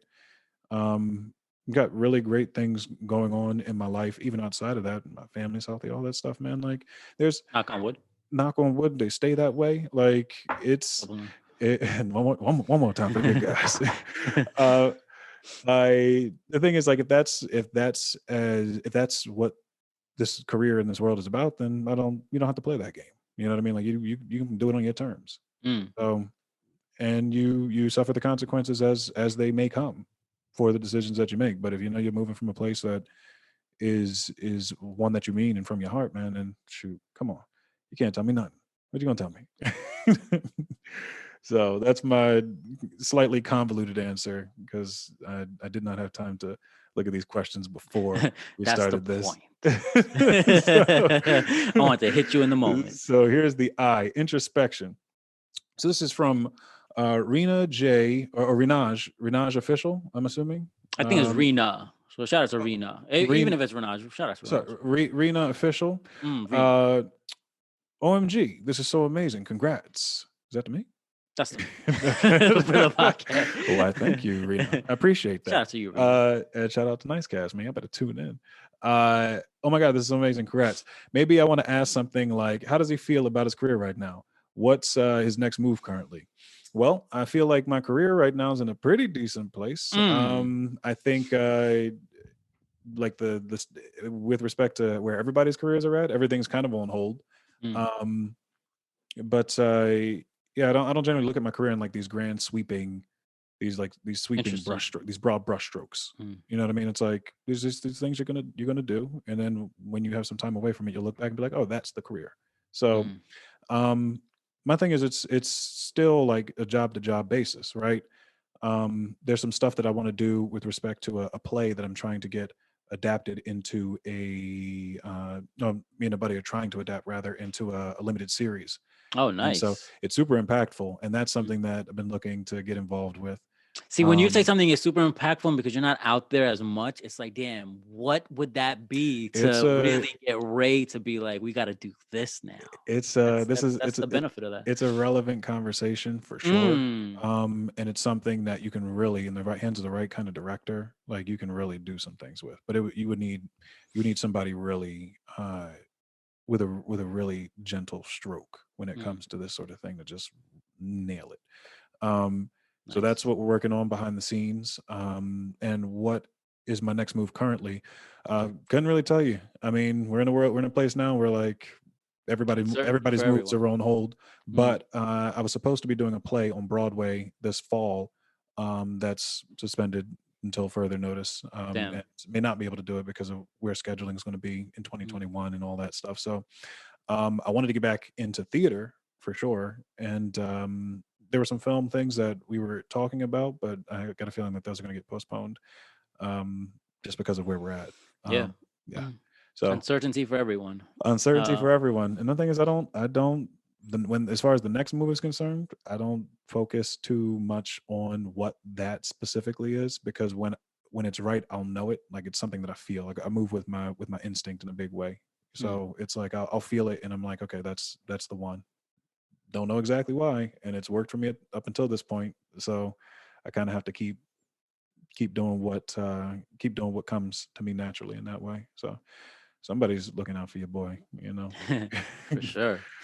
um The letter let's see. C. The letter C. This is called Cyborgnomics. Mm. This is from Retrograve Production. Shout out Retro. All right. Question: if Ray was given the chance to change any historical event, knowing the outcome, what would it be? Damn, that's a heavy one. Knowing the outcome. I mean, after we just had this whole conversation about not knowing how anything's going to turn out in this world, I'm regretting and the how crazy- Talking Nice collections, the questions I chose. And I'm like, yo, we just naturally just covered this, I a lot of mean, this. And I'm like, well, man, listen, but we hey, we can go back into it we can go anytime. back. If I could change any historical event, knowing the outcome, what That's a would heavy it one. be? That's deep, man. I mean, we gotta go like way back. You know what I mean? there's so many Like, injustices. There's so many. well, the thing is, like, so yeah, many, like, and things by that historical happen. event, it's like gonna change any sort of. Do you count like weather disturbances or like hurricanes, Mm. tornadoes, tsunamis, Are like you creating that kind another of thing? Or you're timeline? like, yeah, what do we do? Mm. Change any historical event. Mm, mm, mm. Ooh, you know what? Mm. If we can consider this to just any event in history, period. Any Okay. could be What I, personal, could be grand scale, whatever you want. global, I would love to see what the world would have looked like Mhm. if Pangea never split up. Right? Damn. Like if the tectonic plates and all that, and Mm. if we were all That's a good still one. just one mass of land, right? We were able to speak the same language, still have Mm. different culture or whatever. Like if we could get on the same page Mm. and still have like different cultures that spice things up. Yeah.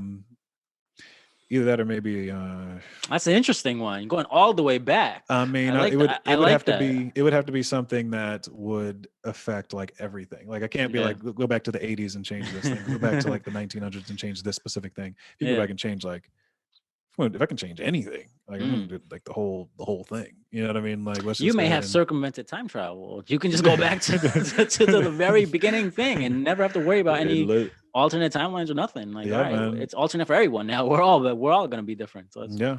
I mean, you the can go back genius to of Ray Fisher. I don't know if I wouldn't call it all that. It's just like trying to think the question all the way through. Like, well, what would I actually do? So, but that was a good question. I like that. That was yeah. Shout out to you, Know, Retro. knowing the outcome And too, because the thing is, like, not only that, I'd have to dictate I'd have to dictate what comes after that, right? So, like, yeah. That's gonna sit with me too for a while. I'm gonna let that marinate even after this podcast. Well, what would I really change if I had that power? Because it shows you like what's important to people for sure. If it's like, oh well, I would change something in my personal life. Like I don't. That's fine. I got through the stuff in my personal life. I don't need to change that right now. Like I'm good. Let's see. This one last is but not least, the letter E. The letter E. It's called Extra Life. So this is from Damien Anton Vincent, also known as Damien Goal. I was going to say 360. Damien Goal 30. Shout out Damien. Question: with the recent surge of adaptations of video games into TV series and live action movies, if you had the chance, which video game would you like to be adapted and what character would you like to be in this adaptation? As I say, man, Adaptation works too, no? No. I think adaptation is it's a different what does it mean? We're going to go ahead and Google this while we have this podcast here. But I always get them confused. I'm always like, yeah, the adaptation, and I got some grammar police who are like, man, it's adaptation. The grammar police are relentless human beings. But in any case, what would I want to become? I would love if the vampire thing wasn't like getting played out like years ago. I would have loved for Legacy of Kain, Soul Reaver to be an adaptation. I was that would just have been thinking really of cool. that remaster. That would You have been could do amazing. like an interesting like Game of Thrones meets vampire situation, right? Where for those of you that don't know, it's a sequel to a game called Legacy of Kain, Blood Omen. One that I really enjoyed Soul Reaver, but it's about this vampire Kain and all of his offspring, and they all evolve within a certain amount of time. And there's one vampire who gets his evolution prior to Kane. Like it's like they all take turns. Kane evolves first and gets like a new power or whatever, Mm, and Kane becomes jealous of Raziel, who is the main character. the main character there, and ends up well, I don't want to ruin everything for just in case some folks want to go out and play it, but it's basically like a revenge situation where like Kane and this tribunal, like they kill Raziel, right? Because Kane's super jealous, throws him in this abyss, and Raziel's given a second life by this mysterious entity. And it's like, you know, go seek revenge, go do your thing, you know. And so Raziel's on a mission to and years have passed at this point. They've all evolved again and again and again and again. And Raziel has to go back and like track down his brothers and or siblings and deal with them and confront Kane. So that would be really cool. I think you could do some really interesting stuff with that. Yeah. That and I don't know who I want to play in that though. You know what I mean? Like there's a lot of stuff out there where I'm like Raziel, maybe. Yeah, I don't know. I don't know Kane? if I want to see you as Kane. I want to see you that'd be as interesting. A jaded and so slightly villainous character. Or like it could be like one of the like interesting brothers because they're all like very unique in their own way. You know what I mean? Like they all have like different abilities and different qualities and all that. But I was a big fan of that of Castlevania Symphony of the Night. It was a video game on PlayStation way back when, and first PlayStation, and they've adapted a lot of Castlevania into the series that you have on Netflix now. So like watching that's been pretty cool. You know, they've got Dracula's son, who was the protagonist in Castlevania Symphony of the Night, Alucard. Yeah. I've heard good things about the Castlevania show on Netflix. It's gory, man. It's super gory, and some of the comedy is like different than what I would have imagined it to be. It has this like interesting sort of like it has this. Well, I mean, it's gory. It's obviously Castlevania. It's about destroying blood-sucking monsters and all that. Like, it's going to be gory. First off, second off, yeah. I mean, the style of comedy feels. It's like this weird mix of like contemporary, but it's set during a time where you're like, oh well, this should be just it should feel more Game of Thronesian in certain ways, but like they do a really interesting job, or a really good job rather, of interestingly balancing those things. So you don't feel like you're just like completely in this unrelatable, dated period, but you also don't feel like it's so contemporary to the point where you're like, this just doesn't match the style. So yeah, those are the things that I enjoy. So I'm glad you dropped the Legacy of Kane. Come on now, you know, because that's underrated franchise. It certainly is, man. I mean, hopefully one day they may go back and do a remaster of the whole situation. They should do a remaster. Yeah. I mean, I think that the third one got a little trippy too, with like the whole like time travel thing. They did like some dimensional warping thing. I played it when they brought it to the Dreamcast. I think that was Soul Reaver. The one. Yeah. And you said Dreamcast, one of your favorite consoles. So. Oh yeah, man. Yeah, Sonic Adventure for Dreamcast. That whale moment when you first saw that whale in the Sonic Adventure. What? I was like, playing that bro, that was me in the game store playing that demo. Like, oh my gosh, mom, I gotta get it. Yeah. And so I used to use the excuse when I was growing up, because I was a little bit of a silly kid. I'd be like, hey mom, I'd be like, hey, look, if you buy me these video games, it'll keep me off the streets and stop me from doing drugs. Right? And as a parent, how are you gonna argue with that? And she did, and it did. You know what I'm saying? Nice. Like video games kept me out of it a lot. Mom. Shout out to my mom. Shout out to, shout out to my mom too. Shout out to your mom too. Come on, even though she doesn't know how to do podcasting and shit like that, but that's a different. We'll save that for round two of a podcast. Listen, that's a whole nother episode. But shout out, man. Like, shout out to everybody. Yeah, shout out to the things that entertain us. Shout out to the people who are passionate about what it is that we love, man. Like, I wouldn't be doing any of this stuff if there weren't a desire for it. So likewise, I'm fortunate, man. I can't be in a people business and not enjoy people. I cannot. Yeah. And I don't know if anyone's ever told you this, Ray, but you should start a Twitch channel. You think so? Yeah, I think that Twitch suits you. The way you were speaking about video games with such fervor and passion, I'm like, well, only if Ray had a Twitch. You know what's weird, good on? You know what's strange? I've got a Twitch channel, and I'm sure the link to that's going to be somewhere on. It'll be in the description box below. To go ahead and check that. But if you can't, we're so corny. But listen, if you guys, I'm on Twitch. You can check my socials. It's Ray the number 8 Fisher on the social side of things. But my Twitch is just Ray Fisher. So you should be able to leave find all that in the description box. Through all that. So shameless plug while we're here. Yeah, and so shout out to everyone who will be listening to the audio only version between Spotify, Apple Podcasts. Shout out to everyone who will be watching the YouTube video. Shout out to everyone watching this on Vero. Shout out to everyone. This quarantine has probably humbled all of us in ways that we probably never envisioned before. So, hey, man, just everybody, just like I always say, everything is karma. Just give yourself that time to reflect and seek perspective and everything. And all I got to say is, man, just try our best. We're gonna try our best to balance the scales. We're human beings. There's a reason why we do a lot of the things we do, and I think empathy goes a long way. It can go a long way, particularly in this day and age, man. So 100%. yeah, I will man. not even try to follow that up. So, Ray Fisher, thank you so much for your time. You're spending the afternoon with us, and just, man, you've been amazing, man. It does mean a lot to me that because you don't really put yourself out there that much for you to say like, all right, I'll do a podcast, nothing related, nothing to really plug, or anything that. That means a lot, man. Thank you. Well, I appreciate everything you do. I appreciate you asking questions, and I appreciate you trying to spread some positivity out there and bringing awareness to folks.